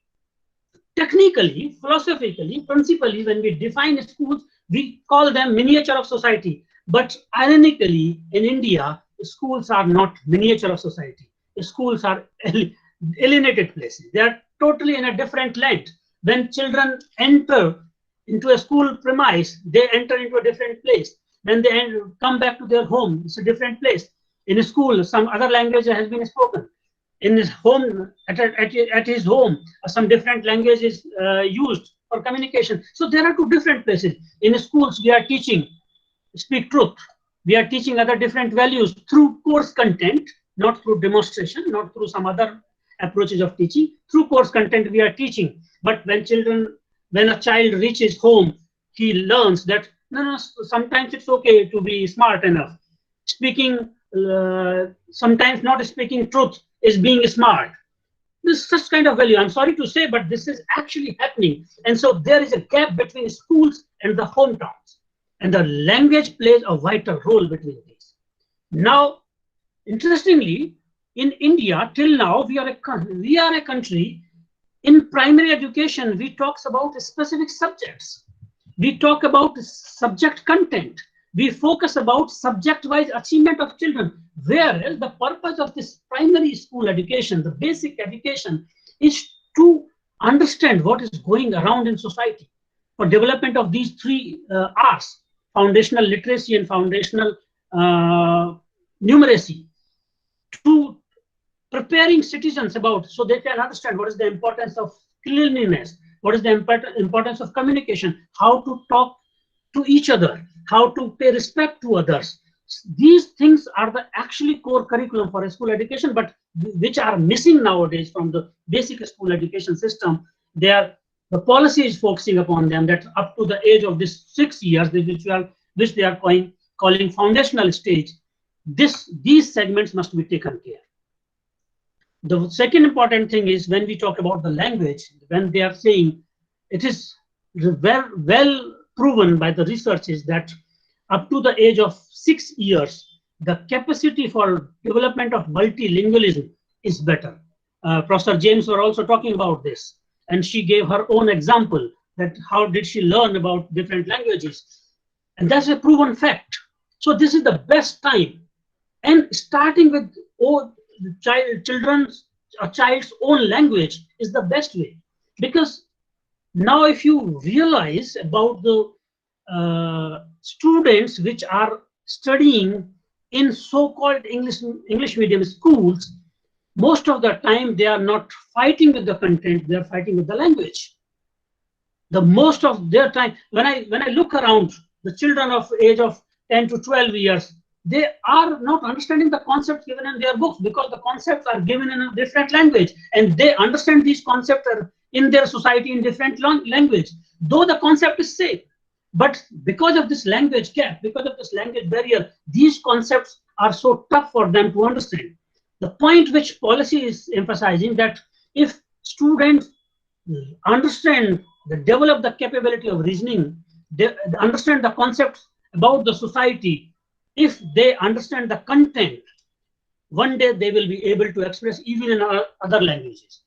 But because of a foreign language, because of a different language which is different from their own language, if students try to fight with content, they are neither with the language, they are nor with the content.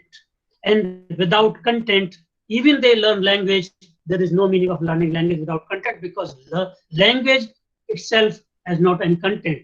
Language is the medium of expression, primarily for a normal, and I'm not talking about the literature theory courses, but having content for expression is first requirement. If you don't have content, even you have language, there is no meaning. So this is a very well thought of point in this policy, that the school education must be in their own language. There are some additional things which policy has envisaged, and they have discussed, and they have emphasized upon. They are talking about framing national book promotion policy, and that's very important. In India, I'm not talking about some exceptional kind of parents, but in general, most of the time, parents are spending more money on toys than on books, because it's common acceptability that books and the content, the curriculum, these things are required only for schools, and this is a responsibility of the schools. In normal common households in India, buying regular books for students, for our children, is not a common habit. We don't think gifting books. Whenever on birthdays and different occasions for our children, we gift toys, we gift other things. So we don't have a culture, national culture of reading books for our children. So the policy has envisaged this, and they are saying that establishing national book promotion policy, so that a kind of reading habit may be developed among the children. Then about assessment, interestingly, the policy has talked about all the three types of assessment: assessment of learning, assessment for learning, and assessment as learning. And they have understood that the assessment should be actually formative in nature. The participants who are from educational background must be understanding this thing, that formative assessment is the actually assessment which is meant for improvement of learning and teaching in a classroom. Whereas summative assessment, which we are using in practice in India, which the policy is negating now, and policy is saying instead of summative assessment, we should move towards formative assessment, because formative assessment will ensure on giving feedback for improvement. This is formative assessment focuses on improvement of teaching and learning, rather than assigning grades only, rather than assigning stigma only. So the policy is talking about this, and for this, one interesting thing they have talked about: establishment of National Assessment Center. It's a very first time thought of concept in India, which, though we talked about in different forms, but now the policy is saying they are proposing establishing National Assessment Center, which will help schools and NCERT and SCERT in redesigning students' progress card.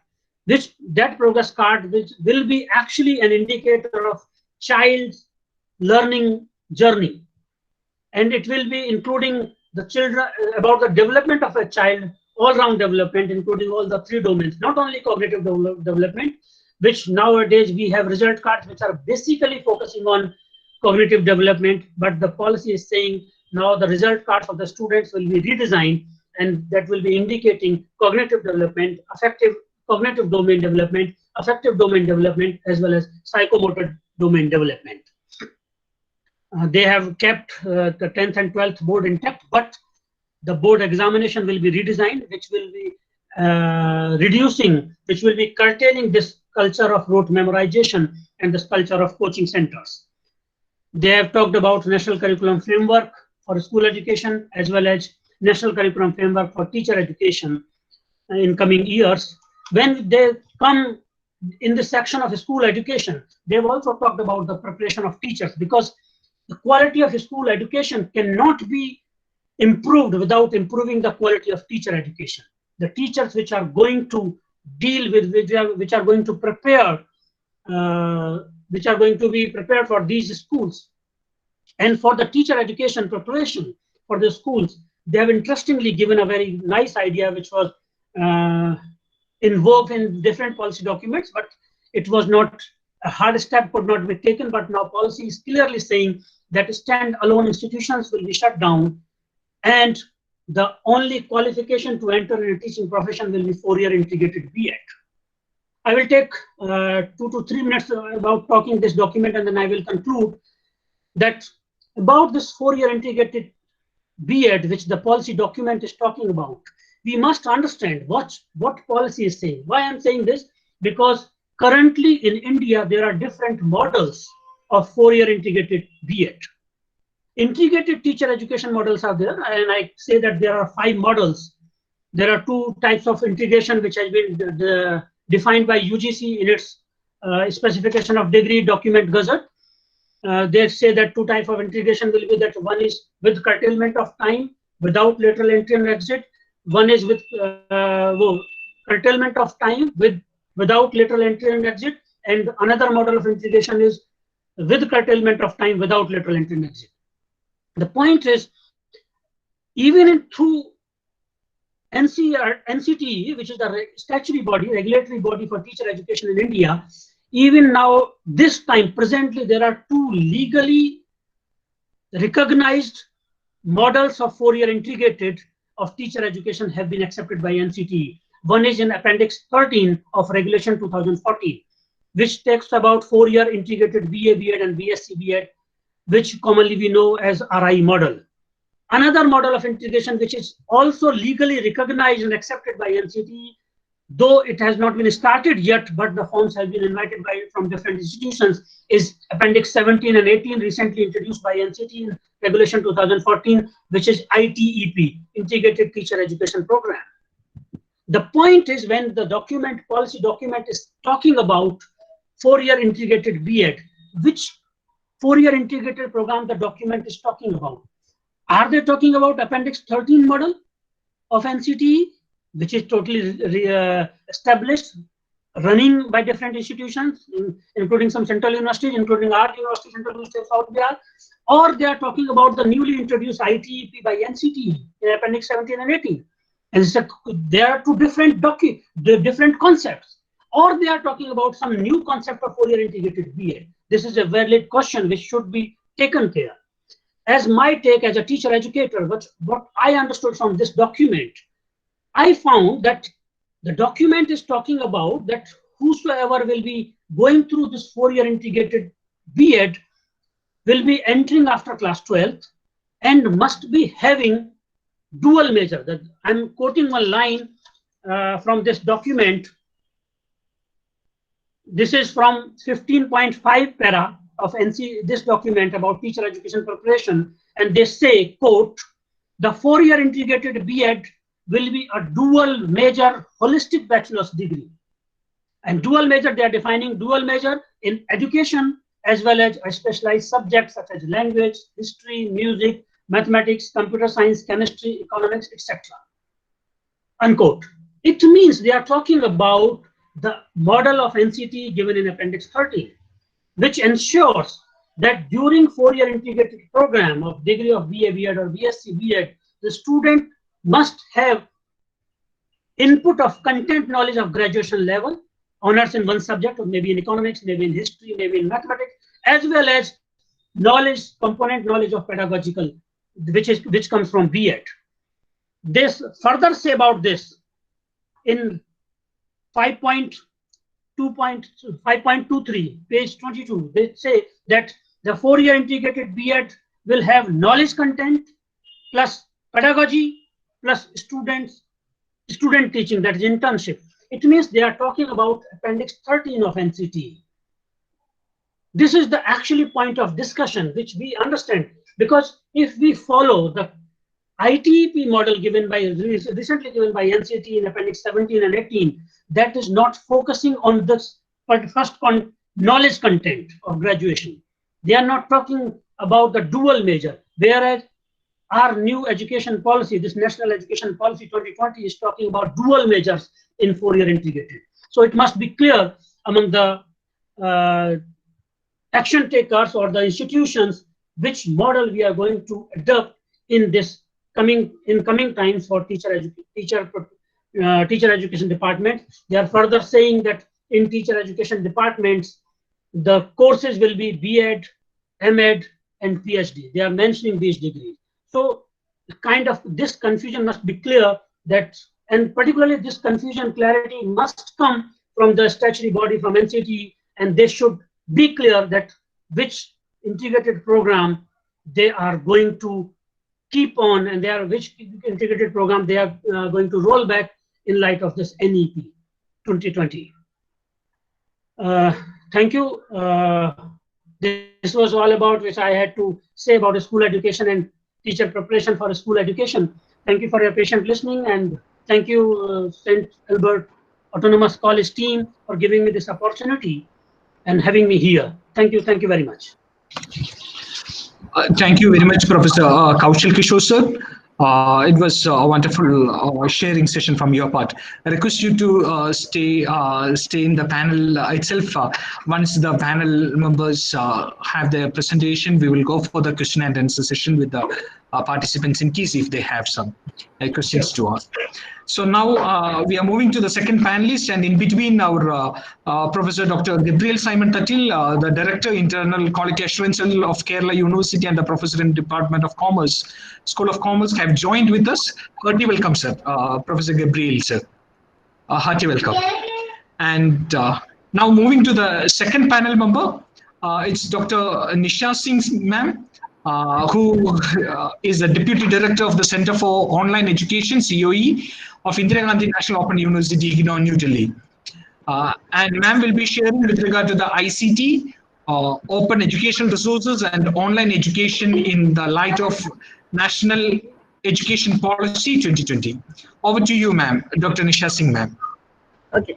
Thank you, Dr. Shiny Anthony.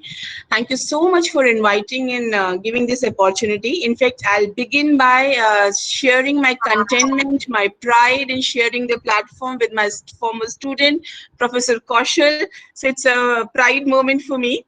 And then having said that, I'll I have been there from the morning.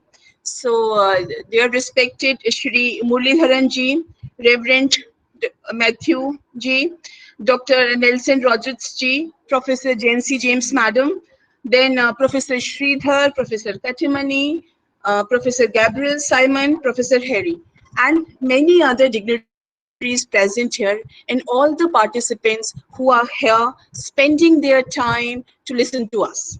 So because if you're here, that means you feel for education. That means you want to know what's happening in education. That is, you want to learn from the experiences of the people who have been in education and have been making a mark in the education. They are the people who affect the policies in education. So let's start from here. Basically, national policy of education, this one which has come recently, about which we are talking about, has been a sort of a much awaited document. And as Professor Kaushal was saying just before me, that this is a policy document. It's like a guiding force. It is not the implement, like it is not a forcing document. You have to come to a plan of action. You have to have strategies, goals, objectives, and their implementations to the right institutions. So this is it's like a visionary document, and that role the document does it beautifully. It is all comprehensive, covers major areas, and is a very up-to-date document. Why I'm saying up to date is because it talks about the latest changes which is happening across the world.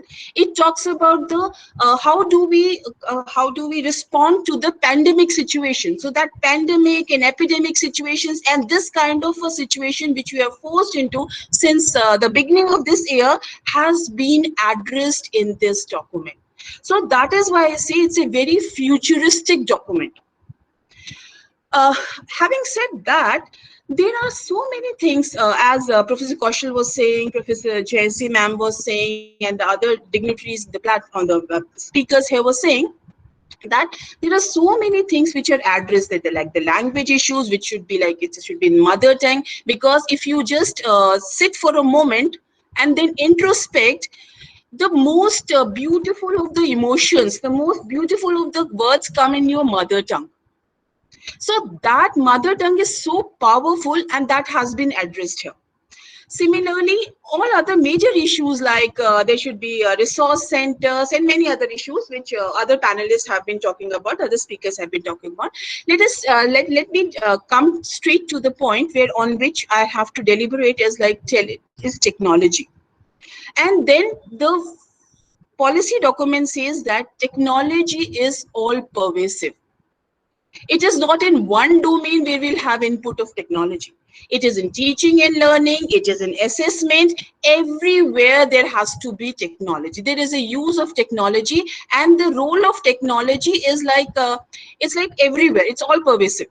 In every field you see that role, and that is what the whole document says. So everywhere, even if you were talking about the language, then the document says that technology should be used for strengthening the language development in children. Language development not in one language, say English or a particular Hindi or any other particular language, or Malayalam or any other language, but it is in all the Indian languages, their native language. And how are we going to do that? Make softwares, make apps, use technology for reaching the nth learner. For example, in language learning, this becomes very important. When I used to teach in B.Ed, and we used to go for teacher training, like assessing and supervising, the Hindi, the language teachers used to speak sh as sir. It says like not shiksha, they'll say siksa.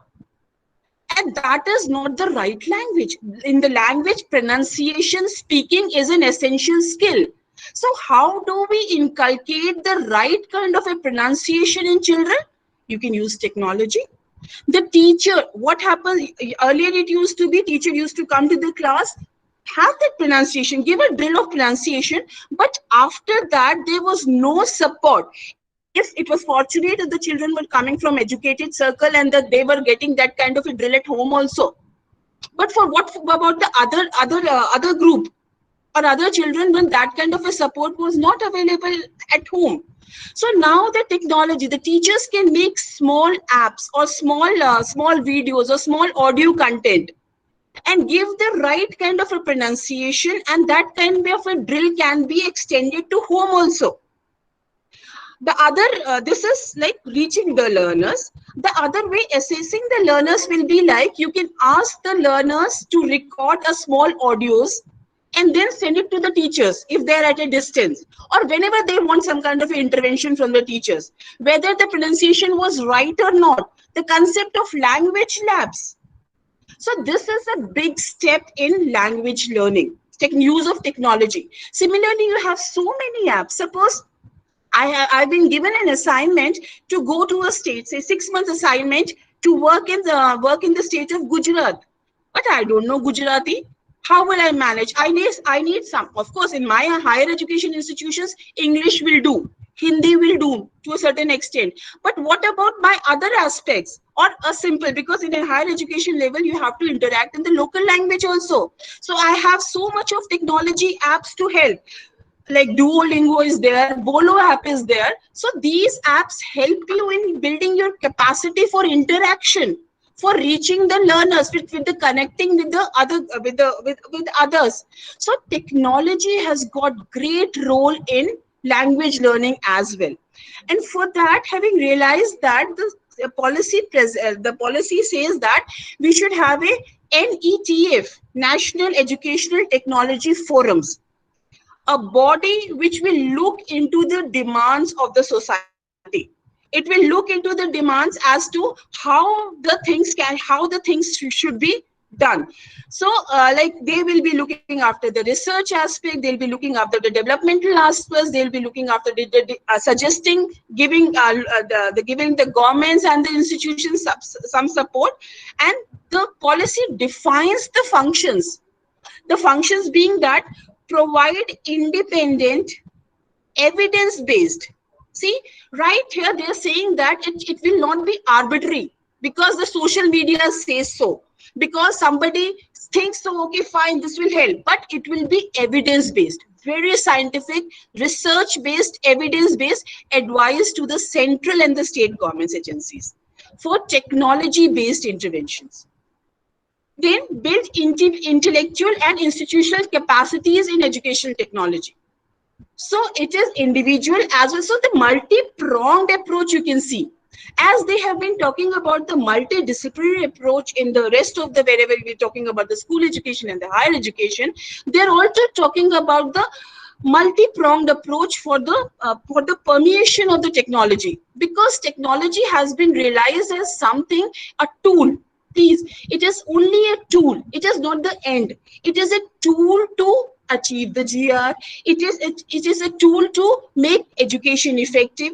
It is a tool to make education accessible. It is a tool to reach the nth learner, the socially, economically distant, disadvantaged group also, and to meet the sustainable development goals as well.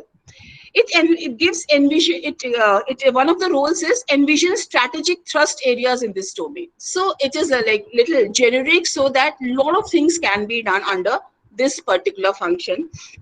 Then articulate new directions for research and innovation. So basically, NETF's role is to see that technology reaches higher education for making higher education more effective, more efficient, and much more pervasive than it already is. They also reflect on this point that it is a very dynamic and a fast changing field. When we grew up, the change of knowledge, the change of things was not so fast, but now it is very fast. So having realized that, they are saying that the research should be a fundamental part of fundamental aspect of technology implementation, technology taking up, and everything. And technology should improve, as I said, all the processes of education, be it administration, of course, the administrative part of it, but since the policy talks more about it, the teaching learning aspect and the assessment. These two major areas, they deliberate at length on this. What they say that the teaching and learning, e-content takes a predominant. E-content is very important. So how to generate good e-content? Who will generate e-content? Either we will have specialized agencies for developing e-content, or we can have teachers who will be developing e-content. And that is why, as the teachers are the subject matter experts, they are the one who are, it's like they are so much into the content that the content is at their tips, and they know the in and out of the content, and they are the experts, as we all know.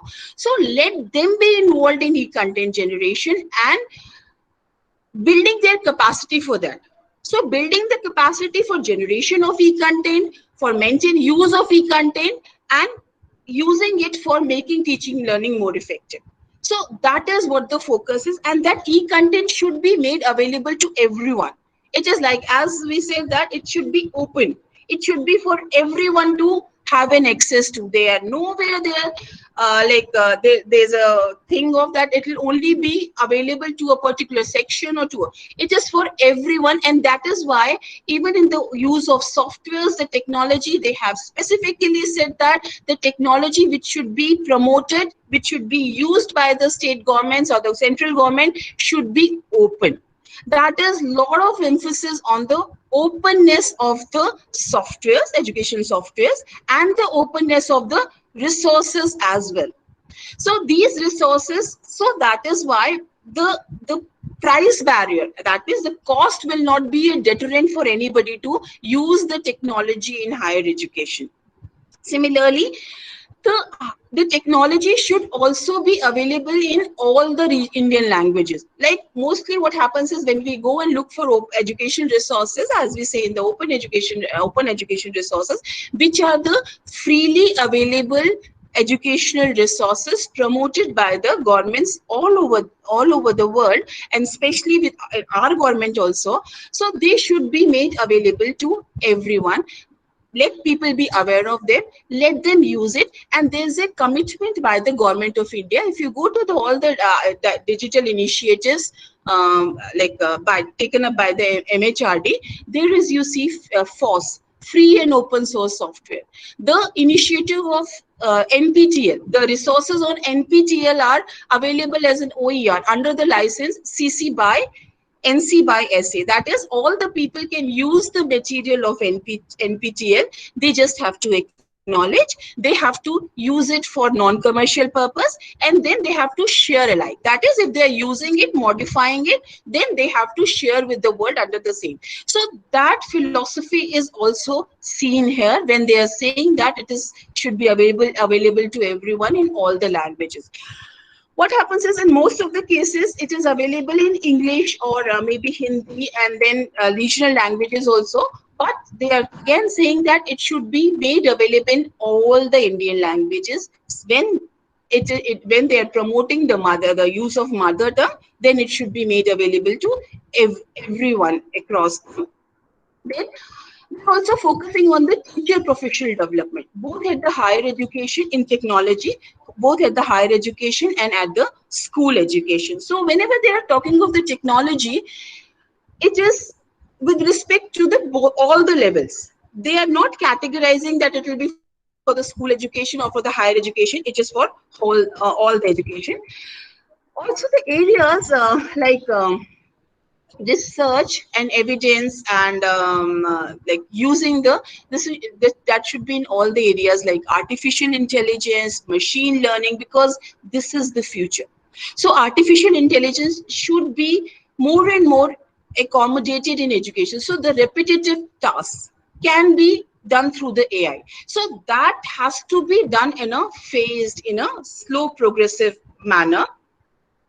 Then they also talk about the concept like disruptive technology. When MOOCs came, the concept of disruptive technology was accepted, and people talked a lot about it. Disruption basically, when from my English point of view, what I understood of the language was that disruption has something negative connotation. But no, with the technology, when we talk about the disruptive technologies, they are the technologies which have changed the way education was being done. So that is why they have been mentioning about the NEP continuously mentions about the disruptive technologies. That is, there will be rapid and disruptive changes in the technology, and that has to be accepted at the individual and institution level. And it is for the government and the institution, the NETF, to facilitate that kind of a change over to the acceptance of the disruptive technology. So disruptive technologies like artificial intelligence, as I said, the virtual realities, all these machine learning, data analytics, learning analytics, these are the new terms. And when you talk to the teachers, like who have been trained in the previous kind of teaching training and the teaching and learning, then there's a sort of anxiety to these new ways. That anxiety has to be removed, and that anxiety again, though that it is the policy says that for that we have to go into a continuous professional development for the teachers, and that is why there is a continuous research in the core AI areas. They should be developing and deploying of application-based research. They should be advancing of international research efforts in the area of healthcare, agriculture, and many other areas which needs these kinds of technology and the research. You also say that you also specifically mention as again and again that research has to be taken and there should be institutions which take up this, but at the same time we should also encourage this research at the university level. So you should have these courses like master's level courses at the in the universities, master level courses of AI, the latest technologies, and encourage the PhDs in these areas. Why? The which is a very obvious reason is that we have fresh blood coming. As we all know that we were born in a world where digital was nowhere to be seen, or it was minimal, and then we sort of changed over. So we equipped ourselves, we skilled ourselves, and that is why we are called as digital migrants. Whereas the children of today, the students who are coming to universities, they are digital natives, which means that they were born into the digital world. When they were born, they saw their parents to use the digital things. When they came home, then they grew up. They had these tablets and mobile phones and all. So they are digital natives. They are very conversant with this. What we'll have to focus is that they generally use it for entertainment, those games, those fast games, the television. So all these are there, but it is mostly for entertainment. So what we have to focus here is for education. And how do we accommodate into education? As we say edutainment, it is through the research. It has to be research based, and that is why the PhDs, the fresh bloods, they should research on these things, because that will bring new perspective to this, because they are natives to the digital world. So their perspective will be different from us, and then we should get benefited from those perspective. The data becomes very important. As we say that how the data is interpreted is very important. So the importance of data, the policy says that the importance of data is very important, very should be realized, and it should be used for making teaching and learning more effective and more research based. So I feel that basically technology, the policy recommends certain things. As I said, research is something which they want all the technology to be based on.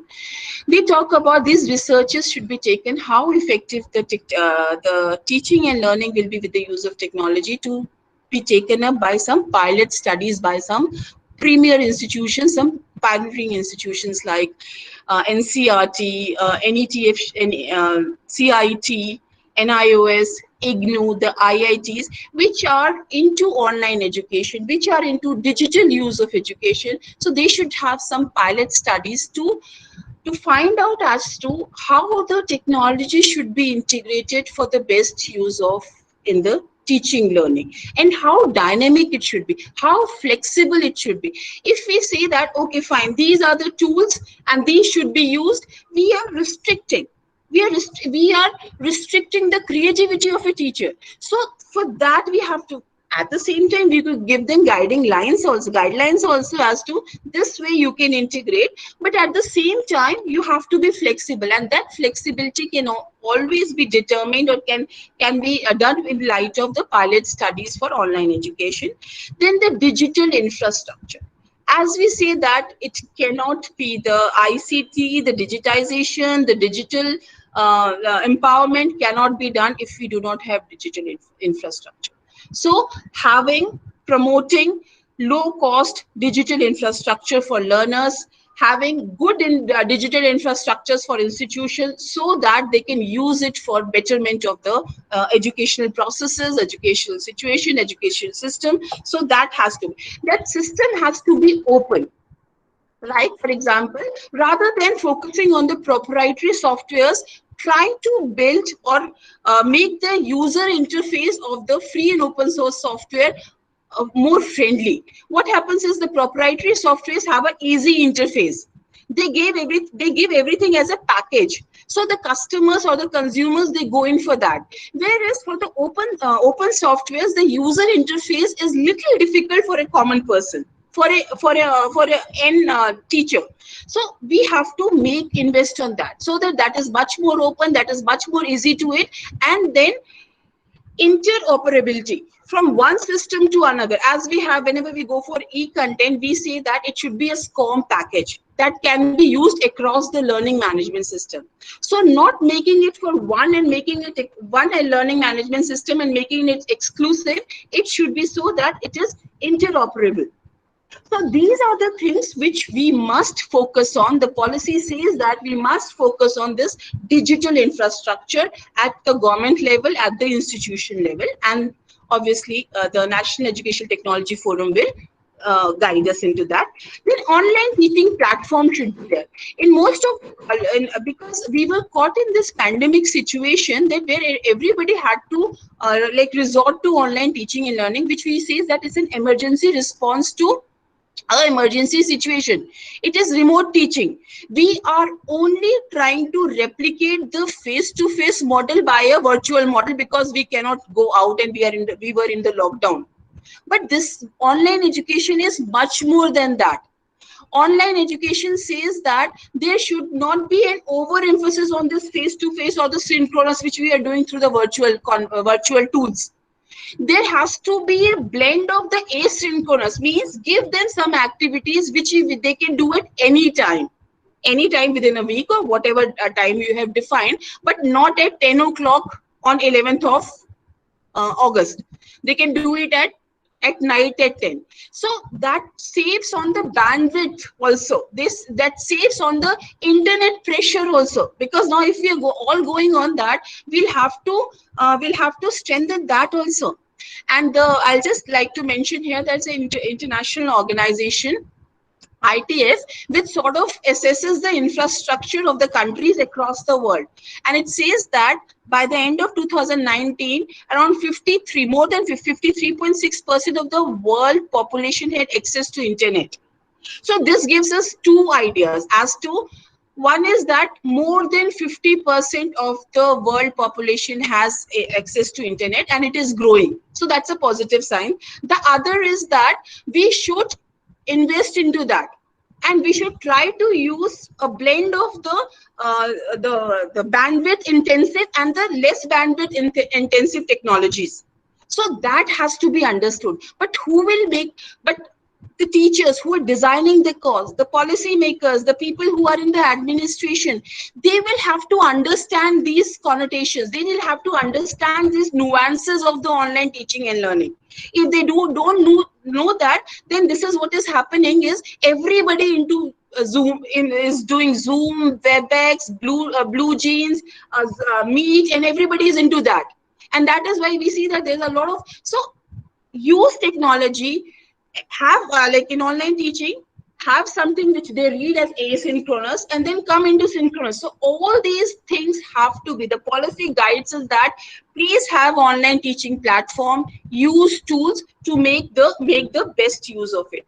Then they also focus on the content generation, the digital repository and the dissemination. Basically content generation, I just talked about. Let the teachers be involved. Let not be the simple companies who are into it, but let the teachers be involved. Empower, enable the school teachers, the higher education teachers to come forward and do the content generation. But please, the content generation has to be innovative. It has to be interesting through the use of multimedia. It should not be mere lecture. Mere lecture and PPT will not suffice. The online education, if you are using the capabilities and the strengths of the online says that make it more visual, make it more, try to explain the abstract concepts, make them more concretize. The more we concretize the abstract concepts, the more effective will be the learning, the more the more efficient will be the teaching and learning. So all that digital repository should be there. Like we have this national digital libraries, there are repositories like NROER, National Repository for Open Education Resources by NCRT is there, and of course the dissemination. So all these things have to be have to be told to the teachers, have to be told to the learners. So there's a lot of focus has to be on the awareness and professional development, which the policy again and again reiterates that please, we have to do this, we have to do the capacity building and all. Then the, of course, the digital divide. The digital divide has to be removed.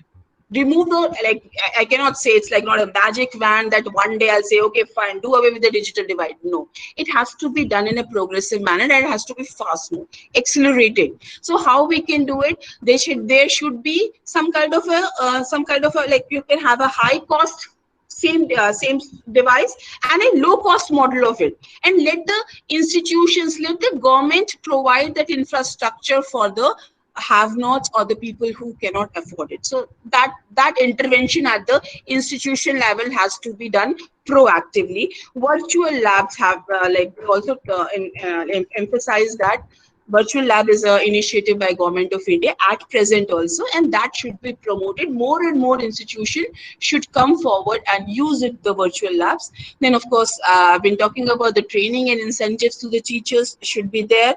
Online assessment, as Professor Kaushal was saying, that National Assessment Center, Parak, should be like, they talk about establishment of that. Obviously, there's already an organization called NTA, National Testing Agency. Then why do we need National Assessment Center?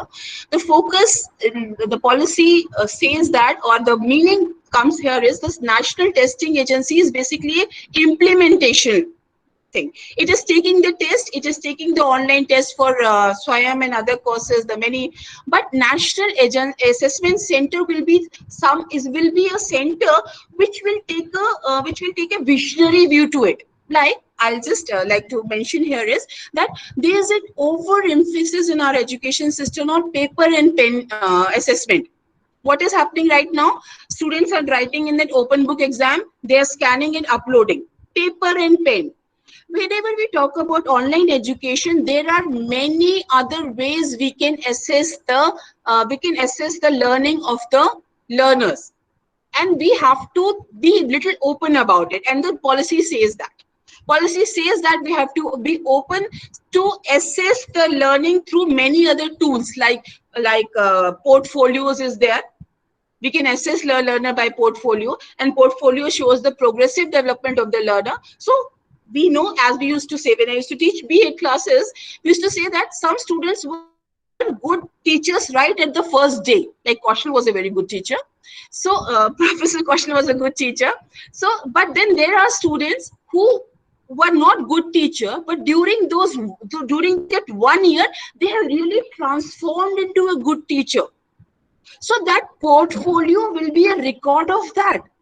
And let us assess on that basis also. Why do we have to ask them for write to three hours of answer and in that language, in that in essay type question to be a good teacher? Let those be the ways. Like, how do you interact in a discussion forum? Make that be a part of their assessment. So a little bit of out of the box kind of a thinking, and then a formative assessment be given its due. All that has to be done. Then the policy also recommends that even if we come out of the pandemic times, let's not go back to the face-to-face. Let's have a blended model. Blended model means some of it will be given through the online and some of it will be through the face-to-face. And that is why UGC and the Government of India has also made this earlier it was 20% of the credit one can take through SWAYAM. Now it has been increased to 40%.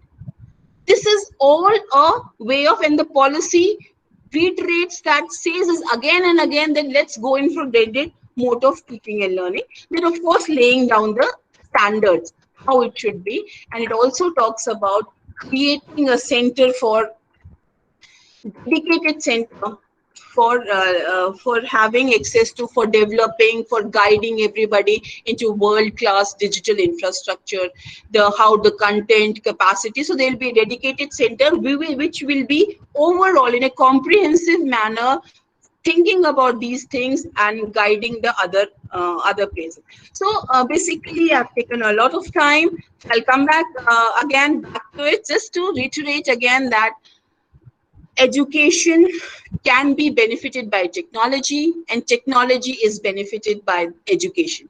As the policy talks about, that relationship is bidirectional, and as I say in my words, it is a symbiotic relationship where both education and technology, they benefit from each other. So let us promote that symbiotic relationship and work for it.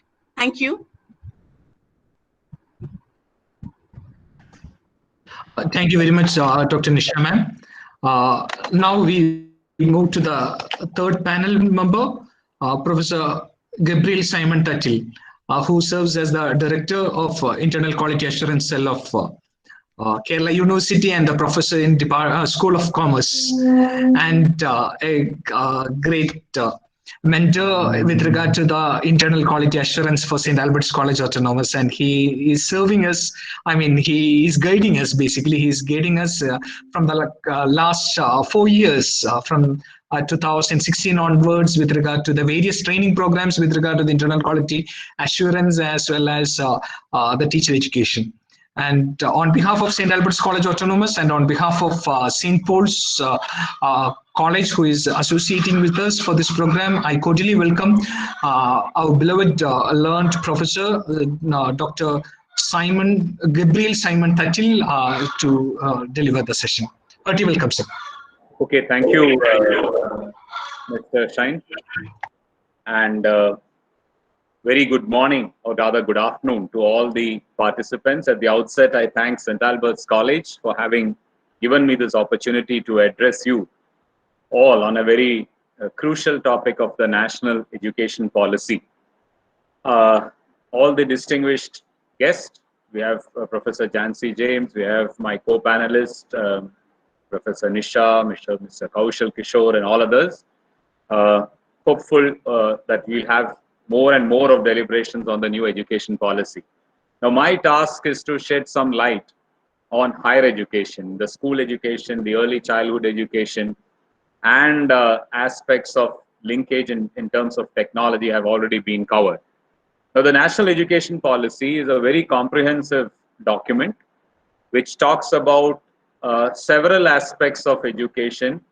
And when it is implemented, or when we are looking at the action part of it, it has to be seen as a holistic document where you're trying to link from what is to happen in learning, starting from perhaps age 3 to higher levels of research.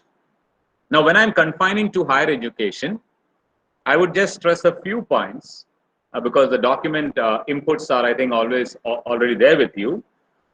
As far as what is the uniqueness of this document, what are the challenges which come out from it, and what are the issues in governance which I see in my personal view as a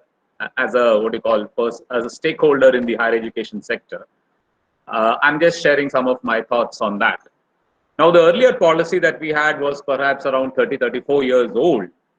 And if you look at the complexity in higher education that has happened as it stands now, it is very huge in terms of quantity. If you just start from looking at what it was when India attained independence, or even what it was in 1986 when we looked at the prior document, today it is so huge, so diverse in nature, and it is so complex. What made it so complex is the quantity, and when quantity grew so large, we didn't have a reciprocal growth in quality. Today, it is like you have 1,000 odd universities in India. You have around 50,000 colleges in this country. So the higher education system is so huge in numbers. And when I say universities, again, it is not like what we had in 1950 or 60s or 70s. We have all kinds of universities. We have foreign universities, we have private universities, we have central universities, we have state universities, we have specialized universities in all kinds of subjects. If you look at our state of Kerala, we have in veterinary science, we have in fisheries, we have in ocean science, we have in Sanskrit, we have in art, we have one in Kalamandalam. So it is, we have one in space science.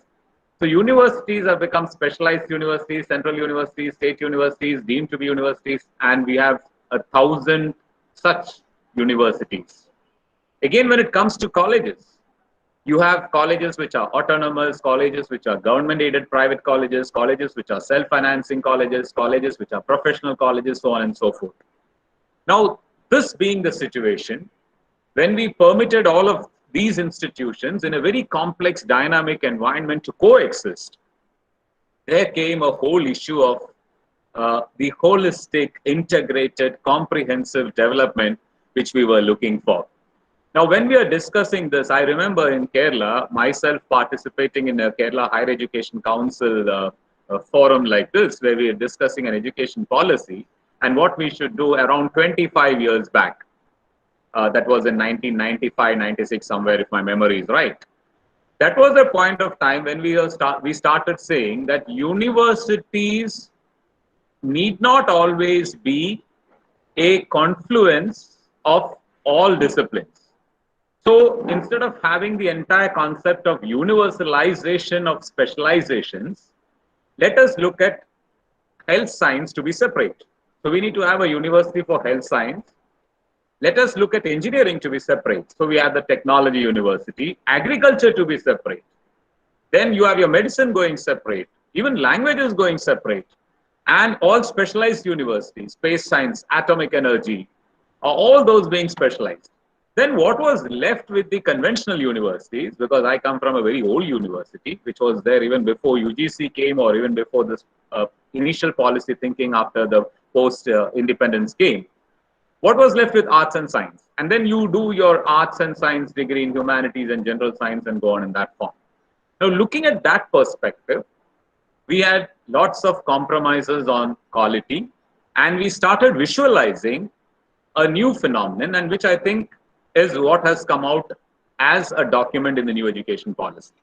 So I'll just discuss certain things here which are unique in the way in which it has been proposed as a proposition. Professor Kaushal was rightly talking about the plan of action.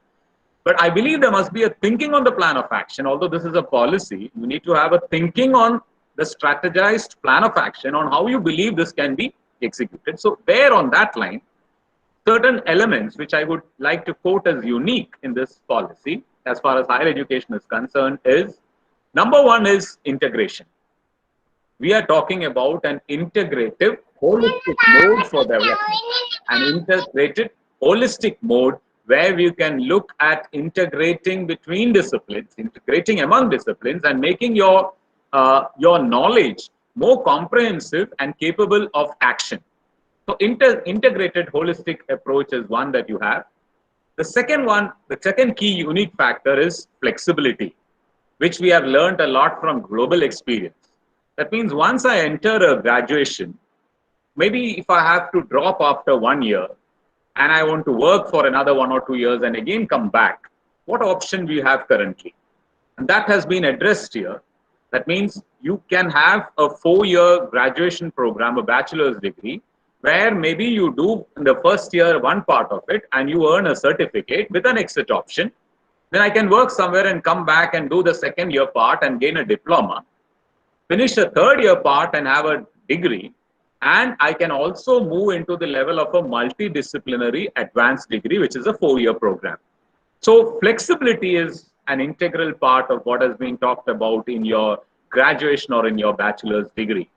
Moreover, this policy also talks about what we call as ABC, an academic bank of credit, where you deposit all the credits earned for the different courses and you accumulate that and you can use it. But we need to look into how this can be accumulated and linked. Say, for instance, if I gain 4 or 6 credits in 1 year and for 6 years I am out, then when I come back after 6 years, how will I link and have that integration is one issue which has to be addressed. But there is a provision for that, and that's something good where you have that linkage acting as an element for flexibility. So there is a flexibility with exit option for your bachelor's program, and there is a flexibility for putting your credits in a digital bank, which is called an academic bank of credits that you earn. So number two was flexibility. Number three is the multidisciplinarity that you're looking into: arts, science, humanities. And whenever you're in medicine, the different philosophical aspects of medicine in terms of Siddha, Homeo, Ayurveda, along with where you can integrate and how much you can integrate, and how that is something which needs to have further thinking in terms of the policy aspect relating to the framework into which you need to go into. We also have a provision here for what is known as a multidisciplinary education research university, which is exclusively for research. And we are trying to bring this concept of Meru into something which equates with that of IITs, IIMs, and IICs and all. So that is where you're trying to put. So multidisciplinarity is something which gets integrated right into your elements when you're acquiring your credit, and it also stands to have multidisciplinary higher level universities to be formed on that line. You have universities which are research focused, and you are universities which are learner focused with the academic programs and academic inputs that they offer. So these two things have been put over there in terms of multidisciplinarity. And the fourth point, so when we look at integration and holistic approach, when you look at the integration and holistic approach, as Professor Nisha has already talked about, as a blended learning model over there, we have got the flexibility, we have got the multidisciplinarity, we have got finally in this document issues relating to skilling and vocationalizing in your learning process. That means you're trying to give certain professional inputs into your learning process. So when I'm learning something in a particular discipline, I look at the professional support that I gain from the education, which I can carry through and build upon. So these, I think, are certain things which you have as unique. In addition to this, for your higher education, it talks about numerous support programs in terms of skill development, in terms of scholarships, freebie-ships, and so on, where you can look at lots of things where the children can go in terms of developmental aspects. So on that count, as visualized, it gives lots of opportunities. Again, you have the National Research Foundation, which gives a huge funding for innovative thinking, new research, product development, development of new services, looking at research in terms of creation of intellectual property, and not just ending with creation of intellectual property, in helping in what you call sharing that intellectual property for societal growth. So these are the academic perspective. Now, as far as the regulatory mechanisms have been pushed into, that is where I'm not quite sure, because we have a diverse kind of system in India, where state universities are under the state, and partially their policy support comes from UGC, where we talk about autonomy. Here also there is a reference to that, but we are totally revamping the system where regulatory bodies, which are regulations based on specific disciplines, like you have engineering being regulated by AICT, you have agriculture being the policy body being ICAR, or the Medical Council of India for medicine, the Nursing Council of India for nursing, or the National NCT for education, so on and so forth. We are talking about integrated regulatory mechanisms, and we are talking about an umbrella body of the Higher Education Commission at the top, and how these mechanisms are, maybe you like, rather than looking at regulatory bodies which are specialized, here we are talking about regulatory bodies which are integrated, and they are going to put their inputs under the Higher Education Council, and they have to see how this has to be monitored. So this is the regulatory mechanism that is being talked about there, and they are talking about faculty being incentivized for excellence, which is something very good. Faculty recruitment to be more transparent in operations, and the implementation of a system where their progressive grading is going to be on the basis of the performance and their real output in terms of how they are involved in what is called as transformational learning. So on this count, the policy is well stated, it is well linked into it, but my apprehensions is in the support mechanisms and how quick we can move into it, and what are these regulatory mechanisms going to do for universities which are at different levels? Because as I said earlier, uh, do they actually address foreign universities, and do they address central and state universities alike, and how they are going to what do you call bring this into practice, and what exactly is going to be the issues in terms of core competencies and your ability to apply, anchor on your functional competencies. Because yes, we need to be transdisciplinary. We need to be using a digital forum in a blended learning mode. It's absolutely great and good and excellent, but at the same time, we have to look at our infrastructure, our models, our customized system. And even when you talk about autonomy, what is the structure of extending this autonomy? That is something which I think will act as a challenge. And functionaries in their functional field, when they use this model, how are they going to translate this into action? What kind of supportive mechanisms will be there in putting this into an action? Perhaps would be some of the points over which, as Professor Kaushal said, we need to have a strategic plan when it comes to the implementation first. As far as the academic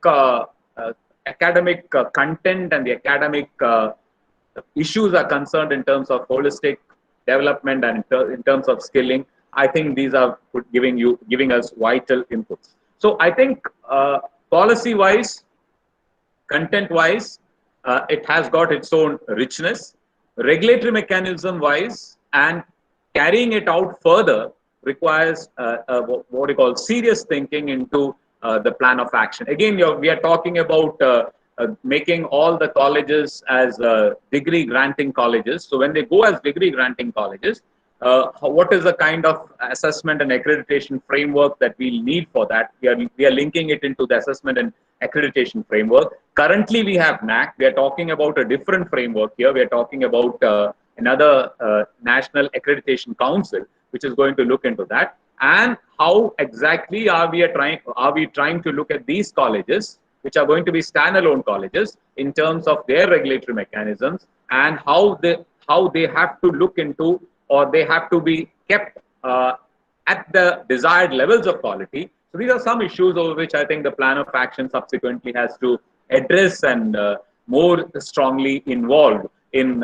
what you call ponder and introspect over action. Because ultimately, if the goals have to be achieved, the uniqueness, as I said earlier, in holistic development, in terms of flexibility, in terms of excellence, need to be carried out as a philosophy which continues to exist. And we have to not just increase our gross enrollment ratio, specifically when it comes to higher education. We need to have a higher gross enrollment ratio. We need to have skilled manpower, because the greatest asset for our nation is skilled manpower.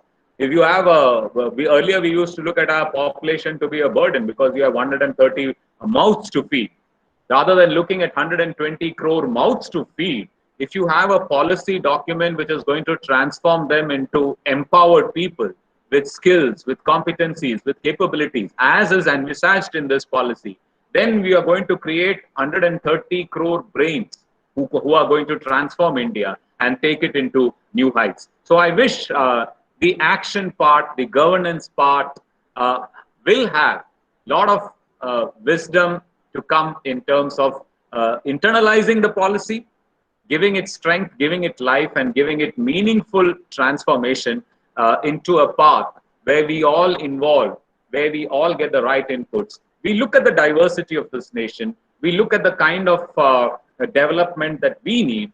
Yes, we look at what is best in the world, but we also look at what is best for us and link it into our perspective, our forms of growth that we can best make for our country. So these are some of the points which I would like to thank. I once again thank the organizers for giving me this opportunity, and I hope there would be lots and lots of fruitful discussion, deliberations, thinking over this document, where we can, over a period of time, see that it gets refined, it gets converted into action which benefits the entire nation by and large. Thank you so much.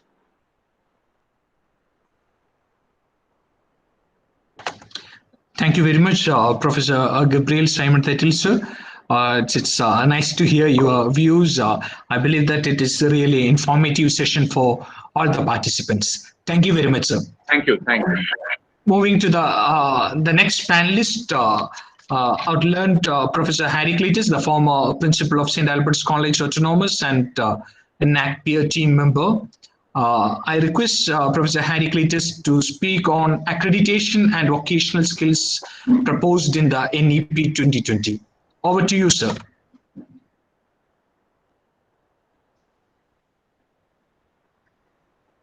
So you are muted. You have to unmute, sir. Thank you, Shine. Can you hear me now? Okay, thank you so much. And I'm really honored to be with the eminent personalities who are behind framing this policy, one of the best policies I have noted in the post-independent era. I should say like that, because this is long awaited and something that is very much needed for our education system if we are looking into the future. As aptly said, our country is so diverse, you see, is so diverse with so much of political divide, language barriers, religious preferences, and regional preferences. Consolidating all these into one national policy, I know that it was a very difficult task. And when the draft policy came, we were asked to put in our opinions. And myself, in my personal behalf, I had put in two apprehensions, one on communication, the second on the accreditation process. One of the earlier speakers, Dr. Jancy James, aptly put that communication is one of the major setbacks in the present education system. It may be correct. As a teacher for the last 32 years, what I realized was communication is one of the barriers for a vertical progression of at least the youngsters in the state of Kerala. I don't know what happens in other northern states or even in our neighboring states like Karnataka or Tamil Nadu. But as far as I realized, this is one major problem in the southern state. Secondly, when the draft policy came, I went through the entire draft policy. And I find that this is one of the best propositions. We are having two segments, the school segment and the higher education. The 5 plus 3 plus 3 plus 4, that is one of the best propositions, you see. And the 5 plus 3, that is a crucial period, catch them young. That is a crucial period where one can build a character. Once a person reaches the higher education stage, what I have realized from my experience, it is very, very difficult for us to transform that person, a model person, into a different character. And here, what we find is the Anganwadis, the pre-schooling segment, and the next three is going to be totally revamped and a new system is going to take over. But my apprehension at this particular point is how far this particular segment, 5 plus 3, is going to be transformed. How that is going to be empowered, that particular segment. What is that proposal means? That the mother tongue will be there for the first two, 5 and 3. Because such a proposition was there when I was during my schooling days, when Malayalam medium was in place and people were asked to go for Malayalam medium in the state of Kerala. And the English medium, the divisions were so reduced at that time, and most of us were put into Malayalam medium. What is the result now? As was put forward by one of the earlier speakers, as a principal of an institution, I realized that in many occasions, when the proposed employers comes to me, they were all pointing out to the poor communication level of our students. We have to look into that in two phases. What about the communication status of our teachers? So according to this new policy that is coming up, empowering that two segments from the early stages, it is very good. And moreover, emphasis that is given for teacher quality, that is also a very, very, very good proposal. But where is the roadmap for implementation? That is the most important part. Before I go into the accreditation process and my opinion on accreditation and assessment, as a layman, what I am asking is, what is the roadmap for implementation? We are having a wonderful document. After the post-independent era, one of the best documents that has come out, no doubt. Yesterday, the other day, I was listening to Professor Ved Prakash, who was mentioning to the earlier education policies that was put forward and the reasons why it was not implemented. But now we are having a policy that is approved. We have to go with it, no doubt. But the roadmap for implementation should be in place at the earliest. That is what I think. Because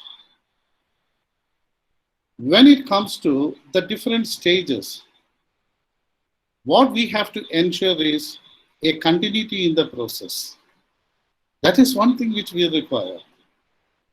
After 3 years or 4 years, if the continuity is broken, then the whole objective of reaching that particular level in 2030 or 2035, whatever it may be, that may not be achievable. So what is the continuity, how that continuity process can be ensured in the system? Okay, then coming on to the other aspects, like the accreditation of the schools. We are already having a system of accreditation.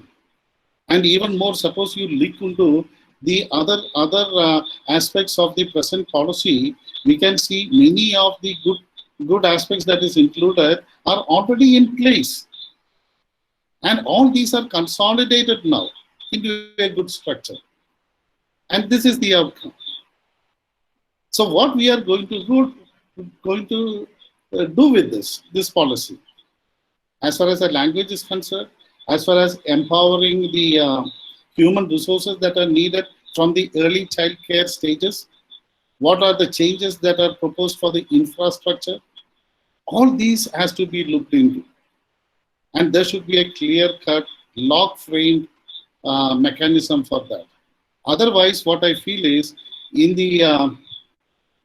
our diverse political and regional attributes of our country, this may be prolonged further beyond that 2030 or so on. And these were all the apprehensions that were put forward, especially as far as I am concerned on communication as well as on accreditation. I don't know how far these apprehensions or suggestions were taken into account, but still what I see is perhaps good things may come out. As far as the higher education is concerned, as of today, I am confining myself only to the accreditation and also the assessment. The present system of assessment by NEP is not a normalized system. That is what I believe. This is my opinion from my experience. There are so many drawbacks in the present system. One of the foremost being that we are using the same tool to assess different types of institutions. We are using the same tool to assess different programs. We are using the same tool to assess different faculties. That has to change. And moreover, the changes are taking place every now and then. That should not happen. The changes can happen only after a period of time. And moreover, the present system is going on a rigid pattern.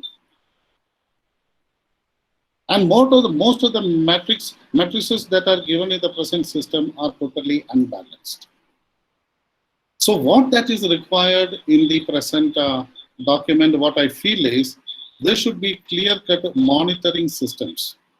The NEP is going to be reinvented as National Accreditation Council. I don't know whether the old wine is going to be put into the new bottle. If that is so, the whole process will remain the same. We'll be having a very good policy document, and the implementation and the process approach will remain the same. So what I think is there should be a total revamp of the process approach. There should be a total revamp of the present human resources which we have. Are we going to have the present human resources in the coming up new committees and councils? Then nothing else will happen, because we are going to be in a very complex state. Our affiliating colleges are gradually, it is going to be transformed into different stages, autonomous institutions, and then into finally degree awarding institutions. All these stages has to be assessed. And moreover, right from the beginning, when early child care system is introduced, the Anganwadis are transformed, preschooling systems are transformed, and up to the level of the higher education. What I propose is there should be constant monitoring and assessment. Of course, for an argument's sake, you can tell me that a system exists today in higher education, that every institution has to put in an annual report of this thing. Do you think that it is an effective process now? I don't think so. Because it has become so rigid that the people are taking it into some yearly activity that has to be performed. Nothing else is happening. Whether that is consolidated for 5 years and finally that consolidation is taken as the document for accreditation, no.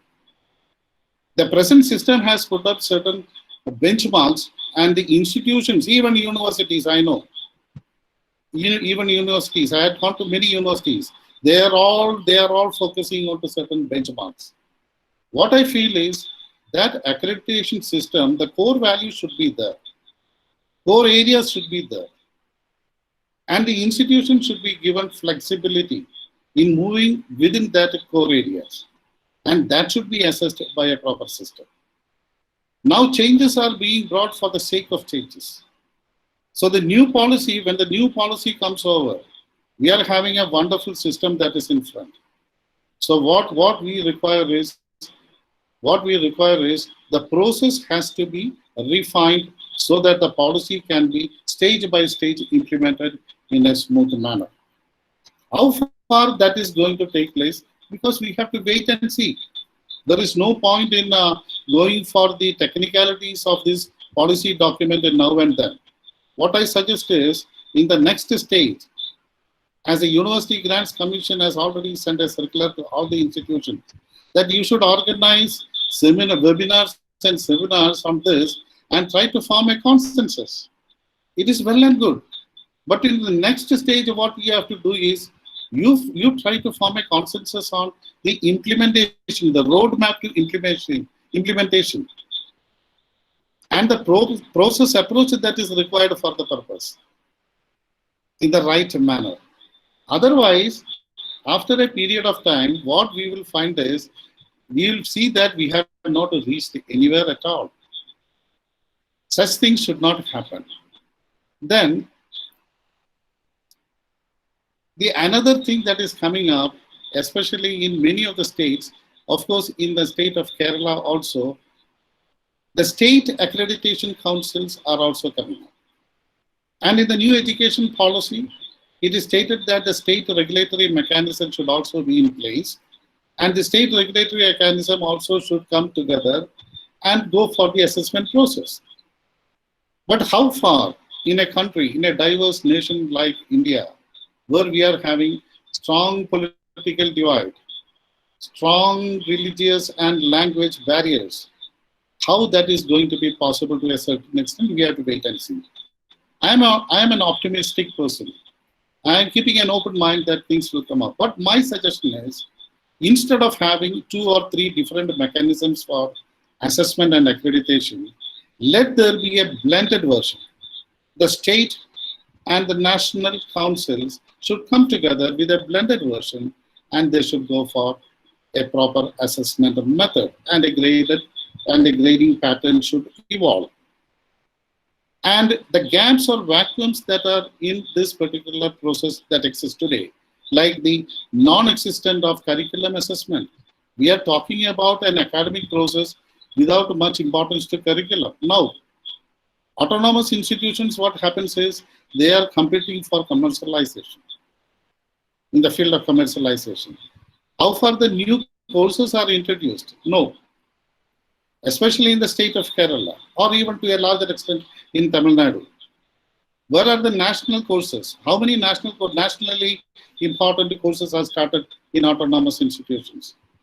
But if you take a profile, you can see over the last 4 or 5 years, number of additional batches are coming up. For what? So there are certain promising things in this document, like capping of the fees, putting a stop break into the commercialization process, and all there is a step-by-step process of assessment. Finally, when it reaches the final stage, things like that are coming up. I'm keeping an open mind to this. And when the next stage is implemented, the roadmap and the process, it is better that I think organizations, institutions like St. Albert's College should come up with further webinars or seminars if possible, that we have to discuss on the implementation process that is going to be put forward. Otherwise, what happens will be a promising document will become yet another document in future. That should not happen.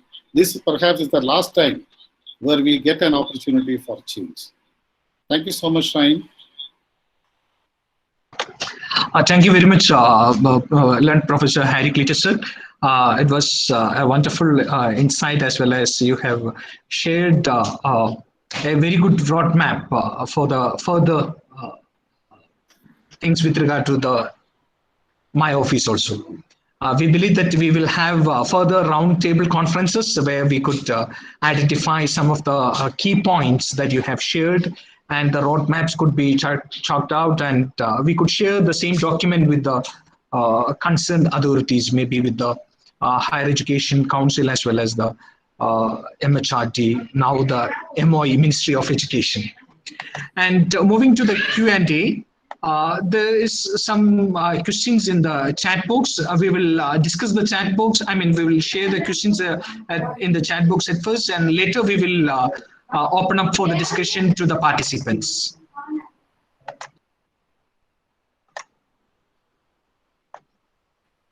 And the first question is by Dr. Ajit Thomas John, who heads the Department of Aquaculture and Fisheries and the former Secretary of College Council of St. Albert's College Autonomous. And the question is to Professor Kaushal Kishore, sir. Professor, what would be the best strategy or the method to be adopted to convert an existing 3-year degree program to 4-year? Do we have the permissions to commence it from 2021-22 academic year?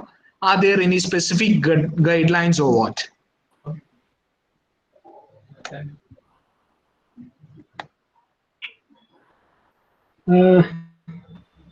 Shall I respond? Yes, sir. Sure, sir. Please. Okay. I found that the question asked by Dr. John is very relevant, and I'm taking it that he's asking about conversion of these programs, as the document is talking about integrating the graduation programs into some 4-year integrated teacher education program. If he's talking about that 4-year integration, because the document is visualizing that all the multidisciplinary institutions will have outstanding Department of Education running these integrated B.Ed programs. But since teacher education still in India is controlled and directed by the statutory council, that is NCTE.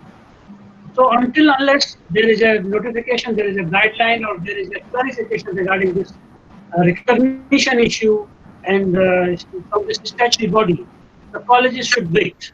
The new institutions should wait. for the idea of implementation or the strategy of implementation come into force. That will be actually beneficial for the passing out graduates from these new programs, because we have seen in of late days and other things that those institutions start new type of programs, but later on students suffer because of the because such programs, newly developed programs, are not well recognized by many recruiting agencies. Once it comes up in the form of notification or regulation or guideline, till then the institution should wait. And this guideline, I believe that these guidelines will give a path or a strategy planning how to convert these 3 years into 4 years. I think it helped Dr. John. Thank you. Thank you very much, Professor Kishore sir. Moving to the next question, it is to Dr. Nisha ma'am. I'm there. The question was from Dr. Meera Menon. Yeah, I saw How the question. Yeah, I saw the question. Thank you so much. This question is like very relevant. This was on the platform where I talked about the second grade consideration for the or second, as I should not be using the term step motherly, but since that is used and it conveys the connotation, the step motherly treatment to the NIOS and the IGNOU students, that the quality of the IGNOU and the NIOS students is not so good, which again is like as I said that we often face it, but that is not true. The kind of question you have asked is saying that is the belief that there's a second grade citizenship kind of a thing given to a IGNOU or NIS student. The kind of what is happening now in pandemic situation, everybody is into virtual mode, online mode. We're talking about online. What is online? Online is distance education. Online is open education. It is like you are giving weightage and a lot of importance to online, but you are ignoring and you are giving a second grade citizenship to the distance education, which is the parent of online. So these are the larger than the complex issues one has to think. So if you are convinced with the capabilities of online education, if you think that it has a lot of potential, then you have to accept the potentiality of the open and distance education. And that is what the policy again and again reiterates. It says that good institutions, higher education, capable institutions, the autonomous institutions, they should be accredited to offer the program both in face-to-face and ODL. And the parity of the quality parameters, it should be equal. They should be considered equal for all reasons. The mode is made secondary to the content, teaching learning process and the assessment. Why do we give so much of emphasis on one mode and de-recognize the second mode or treat it as a second grade? Why cannot we upgrade the things? Why cannot you make the system foolproof? Right? It is not the system which is bad. It is not the mode which has got the limitation. It is sometimes the implementation of the mode, the seriousness with which it is conveyed to the learners. That has to be, and the policy gives our good guidelines, though not in detail, but again, it is, as I said, it is a visionary document which says that the quality of education which is given through the programs, through the face-to-face mode and through the ODL mode should be same. And who will implement that? People like you and me, the teachers. We have to believe, we have to get convinced that open education, online education has the same capabilities, which is being proved now in the pandemic times. Yes, of course, I will not be realistic if I think that the system has some weakness also that has to be strengthened. As I said, now everybody is into assessment. How to take assessment? It is in the court of law also. But if we are equipped that there are many ways of assessment, we will be prepared for that. Let's accept the reality. The future is going to be when there are so many things one has to do. It's just any time anyone learning has to take its due. So though I do agree with you that at still present people have this concept of or the perception of NIOS and the IGNOU students being second grade, like not so good in quality, but this is not to be, this is not going to be so if we believe in the policy, if we formulate the policy and the implementation is done in the right spirit. Thank you. I think I have answered that question. Yeah, thank you very much, ma'am. And the next question is to Professor Gabriel Simon Tatil. Sir, are you there? Hello, sir. Professor Simon, sir. Okay. I believe that Professor Harry Clayton, sir, could answer the last question.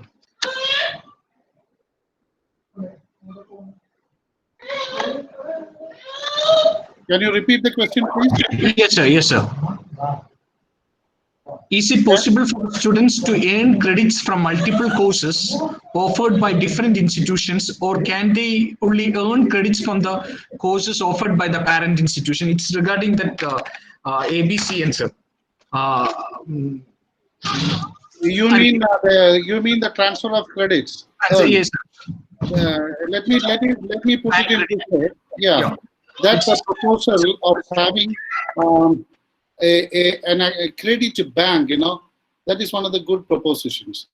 But as was aptly said by Dr. Nisha Singh, let us not see that the system that is functioning abroad is brought to India and set in place. It is not possible. I think it will not work out, because you have to realize certain facts of our country, certain drawbacks of our country, certain attributes of our country. That one we have to realize. Because I have visited more than 60 nations all over the planet. And whenever I go outside, I used to make it, Shine knows that, I make it a point that I visit one of the universities or one of the best schools in that country.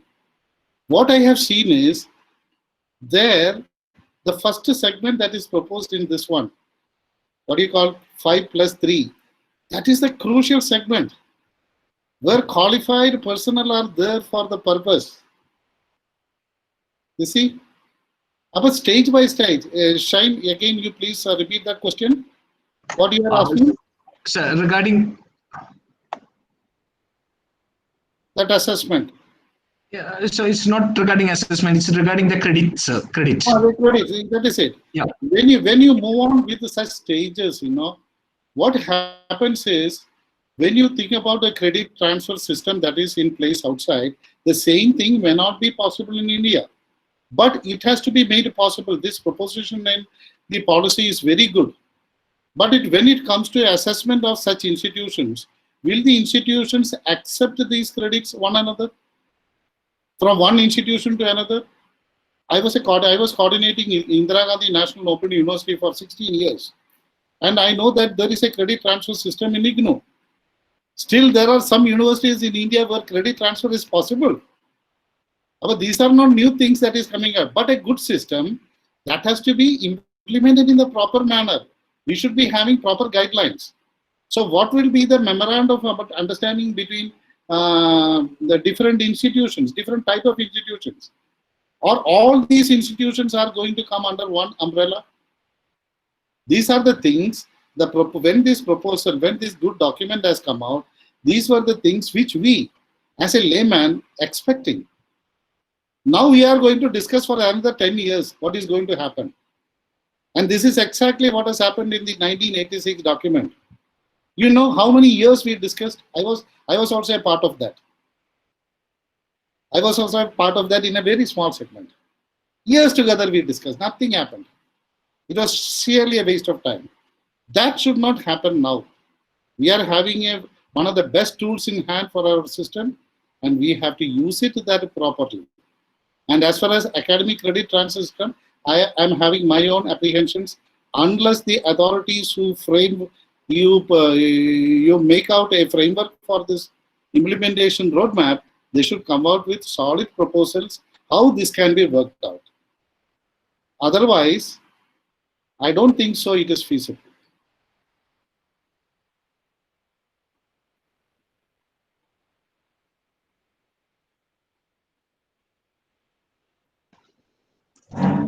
Professor Jancy James, ma'am. Could you please enlighten us on these two areas with regard to the credit as well as regarding the accreditation aspects? In case if you would like to share something. You are muted, ma'am. You have to unmute, ma'am. Can you hear me now? Perfectly, ma'am. Perfectly. Okay. Well, as Professor Cletus said, it is a very problematic issue, this credit bank. It has to be done fairly, and MOUs to be, undertaken. It can become very, very corrupt and very much misused. So we have to have a lot of preliminary, consultations and discussions on this, the criteria for MOUs, etc. But it's a wonderful proposition actually. That it actually highlights the flexibility. It highlights the kind of holistic development that we promise to the students, etc. But it has to be taken, very very carefully and very seriously. And moreover, this taking courses in a different institution, a physical transfer or a physical shift is almost impossible. It's not practically possible. So we used to think about as one of the 16 central universities, the latest ones. I was in charge of the Central University of Kerala. So we used to think of devising a credit bank, a credit transfer among these 16 central universities. It didn't work out because of the practical issues. So how long can we allow our students to go to another university, stay there and take up the course, etc.? It raised, a lot of practical issues. So now that online teaching and online learning, is an accepted mode of the educational channel, I think we can probably now, think about it positively. But it has to be done, maybe a blended level also in a contact course. Like, distance learning used to practice that.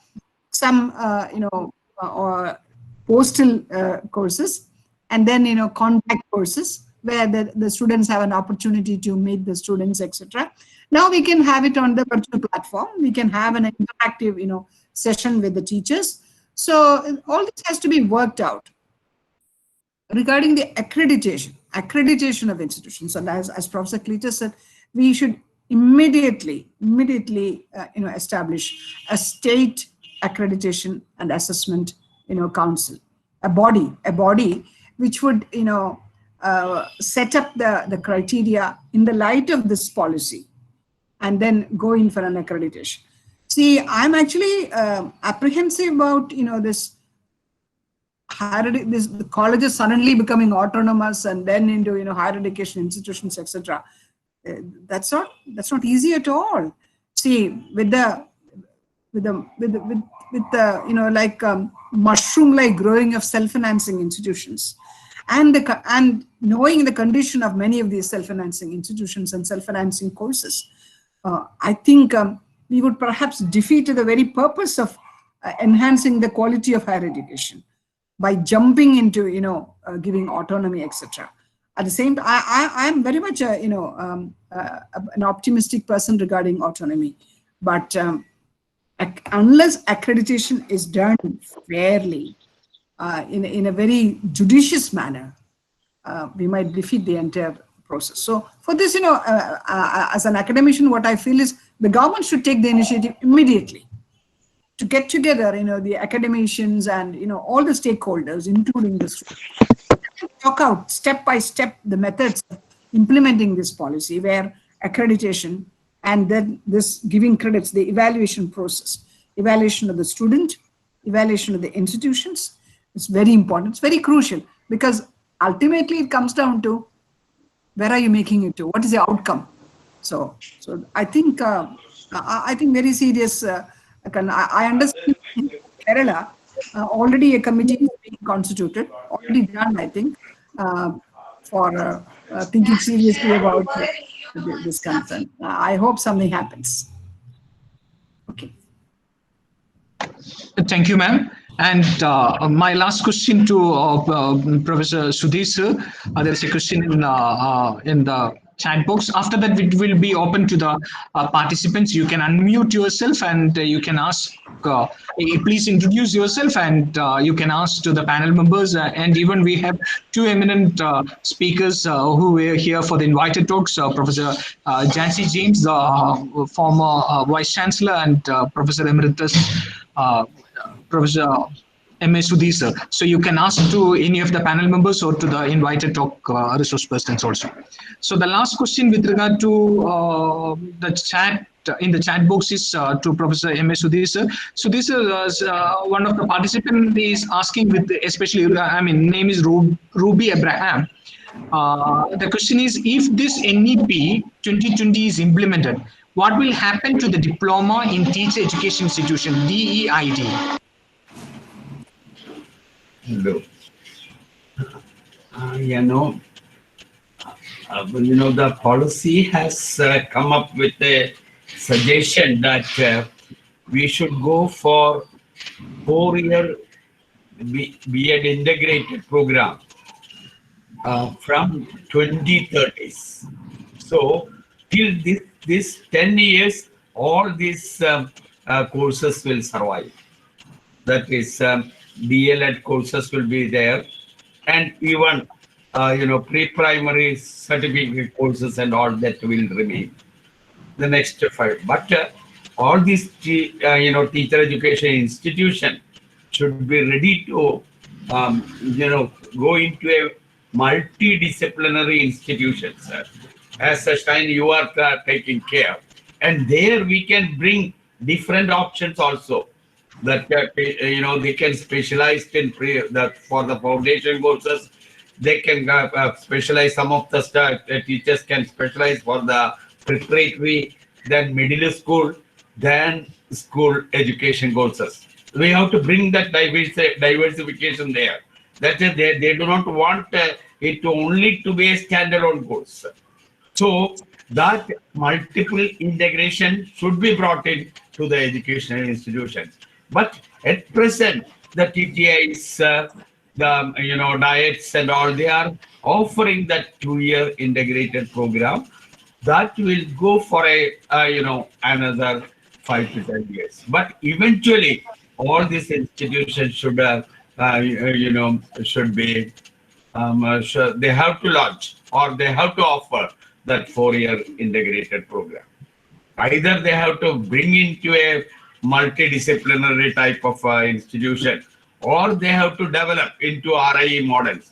They have to develop other departments in TTI.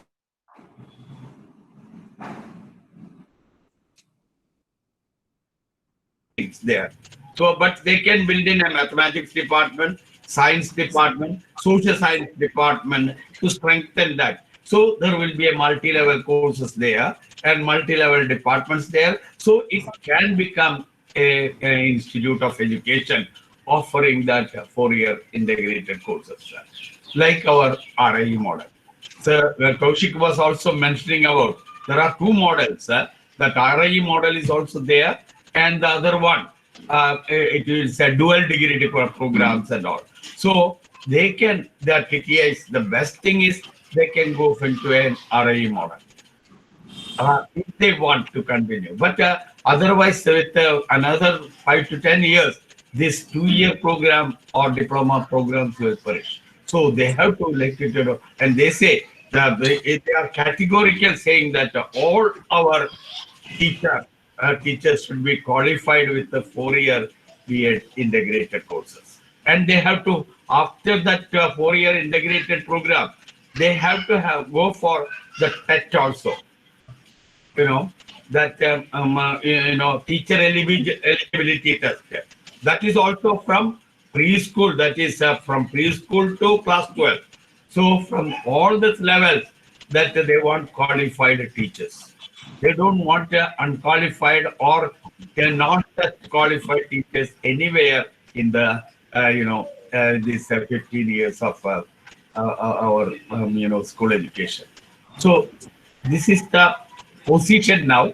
Anyway, let us hope during the implementation stage, if there is any other strategies coming up, we will be only happy to look into it. Thank you for that. Thank you very much, sir. Now it is open session. I mean, we were scheduled till 1, but we have taken 20 minutes.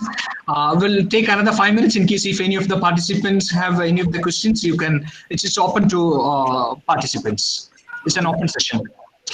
Please unmute yourself, one person at a time, in case if anyone is there, or else we will move to the report.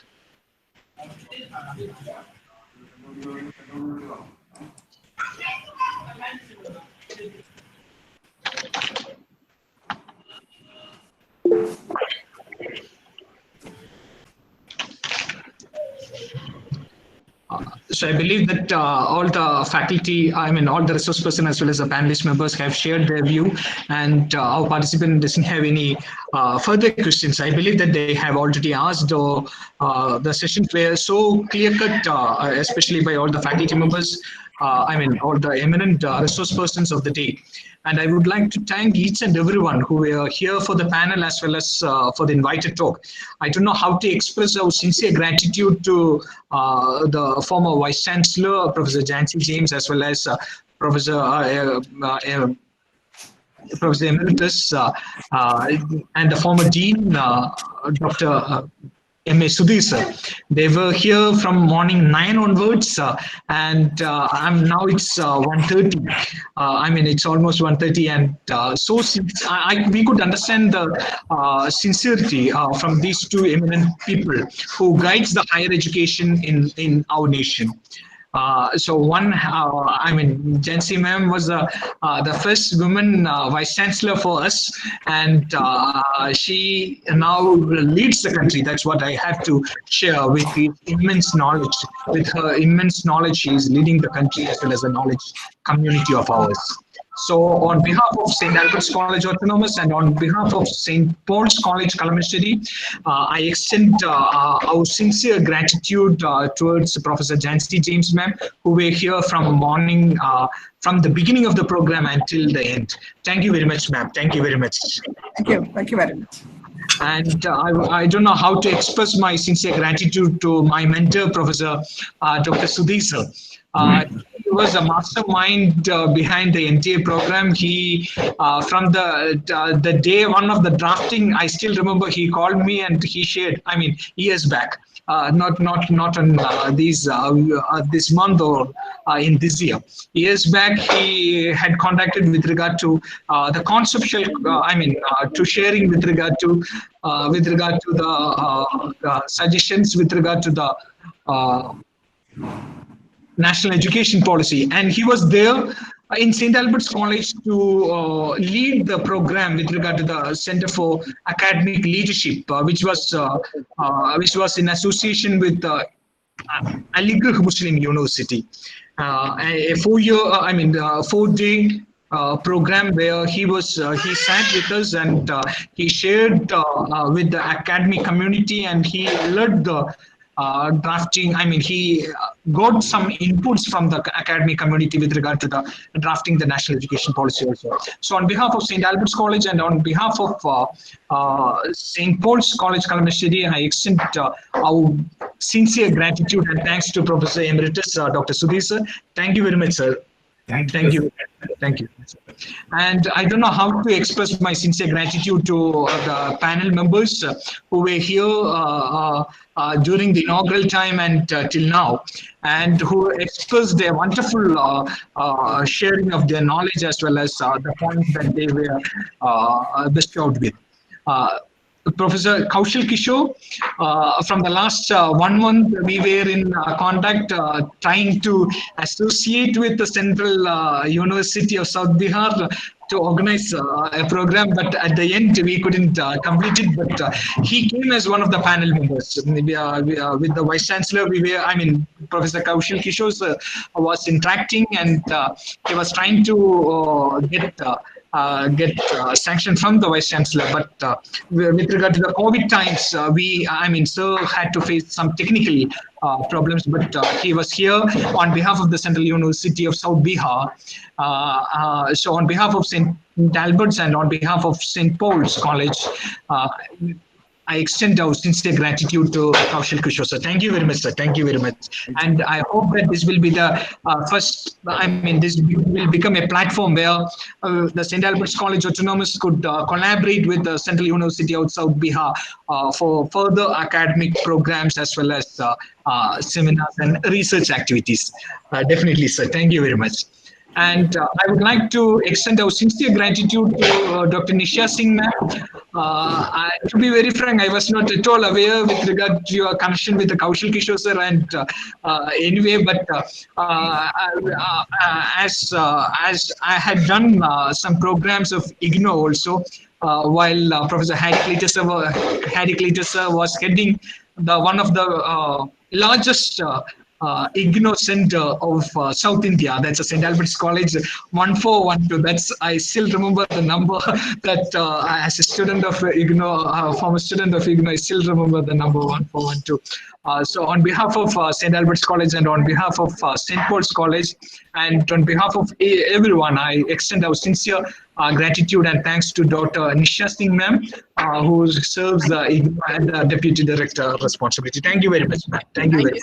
Thank you so much. And, I don't know how to express my sincere gratitude to Professor Harry Cletus, who acts as a, from the day I joined in St. Albert's College as a student and later as a staff member, he is my godfather in almost all the areas. I don't know how to express my sincere gratitude to Professor Harry Cletus, but as I'm doing my official responsibility, I have to sincerely thank Professor Harry Cletus sir also. So on behalf of St. Albert's College Autonomous, that is his own alma mater. He is a student of St. Albert's College also. So on behalf of St. Albert's College and on behalf of St. Paul's College, I extend our sincere gratitude and thanks to Professor Harry Cletus sir. Thank you very much, sir. And I would like to thank two more eminent personalities who have joined with us. Professor Kattimani sir, who was a former Vice Chancellor of Indira Gandhi Tribal University and drafting committee member of National Education Policy. And he had 3 webinars on today. But he traveled from his village to town part so that he receives a signal properly. No one will believe that. So that is a commitment of Professor.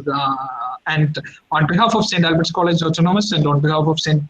Paul's College, who is associating with us, I sincerely thank Professor Kattimani sir, who joined with us. Thank you very much, sir.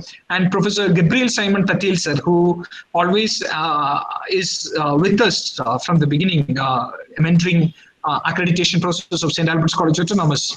On behalf of St. Albert's and St. Paul's, I extend my sincere gratitude to Professor Gabriel Simon Tatil sir also. And I would like to express our sincere gratitude and thanks to 2 more people. One is the Minister of State, V. Muralidharan sir, who is serving as the Minister in the External Affairs and the Parliamentary Affairs of the Government of India. He was keen to understand the process and he had promised that he is going to share the details of our program with the Education Ministry as well as the PMO, Prime Minister's Office also. So on behalf of St. Albert's College also, once again, I thank the inaugurant Honorable Minister, Sri V. Muralidharan sir. Thank you very much, sir. And our co-patron, Very Reverend Monsignor Matthew Elenjumetum, and our chairman, Father Anthony Arakal, our principal, Dr. Nelson Rodriguez, and the Professor Valentine ma'am, who serves as the principal of St. Paul's College, and the Office of the Dean in my office, as well as the Office of the Dean of St. Paul's College. So I extend all the team members who were with us from the beginning to chart out the wonderful program and shared the informations with all the people and ensured the registration and other process and the technical aspects all. And once again, I would like to thank each and every participants who are rich academic people who are learned professors from various places. That is a great. I just saw Professor Jude, Dr. Jude Mendesa, who was a former vice principal of St. Albert's College Autonomous and who serves as a professor and head in Albertian Science and Technology, ISAT, and other faculty members who have joined with us. So on behalf of St. Albert's College Autonomous and St. Paul's College, I extend our sincere gratitude to all the members, all the faculty members and people who have joined in the webinar room. And I would like to extend our sincere gratitude to all the students who have joined in live streaming. Because we preferred students to have the live sessions, but not in the webinar room. So I extend our sincere gratitude to all the students who have joined. And I had seen a lot of eminent faculty members. I can see a lot of chat messages coming up. The Vice Principal of St. Paul's College is here, Father Xavier Padiyarambil, Father. So once again, I thank each and everyone for participating in it, in this program. And further, I would like to share there will be some deliberations and some further, as Professor Harry Cletus has shared, whether we can plan for some roundtable conferences a virtual roundtable conferences where we can give a solid proposals in some of the areas, not in all the areas, but in some of the areas, in case we could share some based on your experiences as well as your academic administrative capability that gained from the academic administrative capability or the academic leadership. If we could share some suggestions to the MOE as well as the PMO, it will be very good. That's the suggestion that we have, or the major take thing that we have to suggest as the end or the result of today's program. So once again, I thank each and everyone for this wonderful day and for being with us. So now it is 13:33. I will keep the webinar room open till 13:40, and I would like to ensure that you will be receiving your certificates. All the participants will be receiving. You will receive your certificates by tomorrow, and I have the email IDs. You will get the feedback form plus by tomorrow morning. So once again, thank you very much and good day to everyone. Once again, thank you, sir. Thank you. So great. Thank you, sir. It was really a good session. Thank you, sir. Thank you, Thank you, sir. It's very wonderful session. Thank you, ma'am.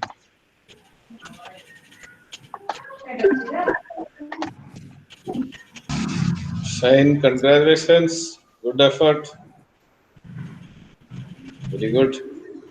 Vijay, sir, good afternoon. Thank you very much, sir.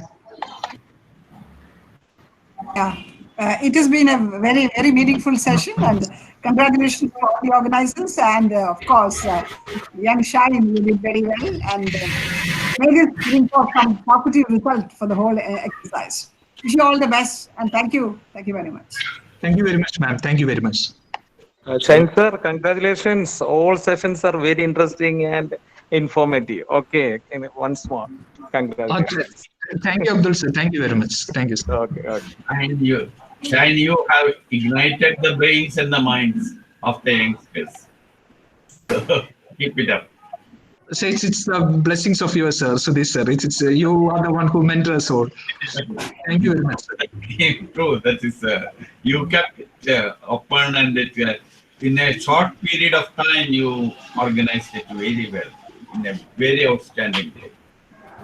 It will have a national level, reach also.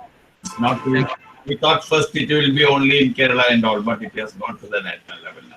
Really. Thank you very much, sir. Thank you very much, sir. Shine, well done. Thank you, Sir James. Sir. Okay, bye. See you.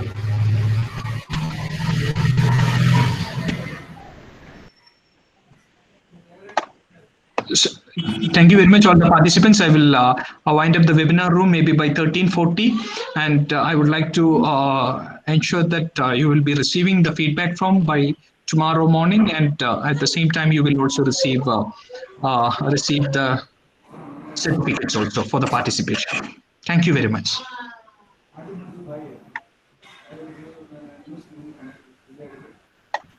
Please ensure that you all have registered in the registration link that we have shared earlier.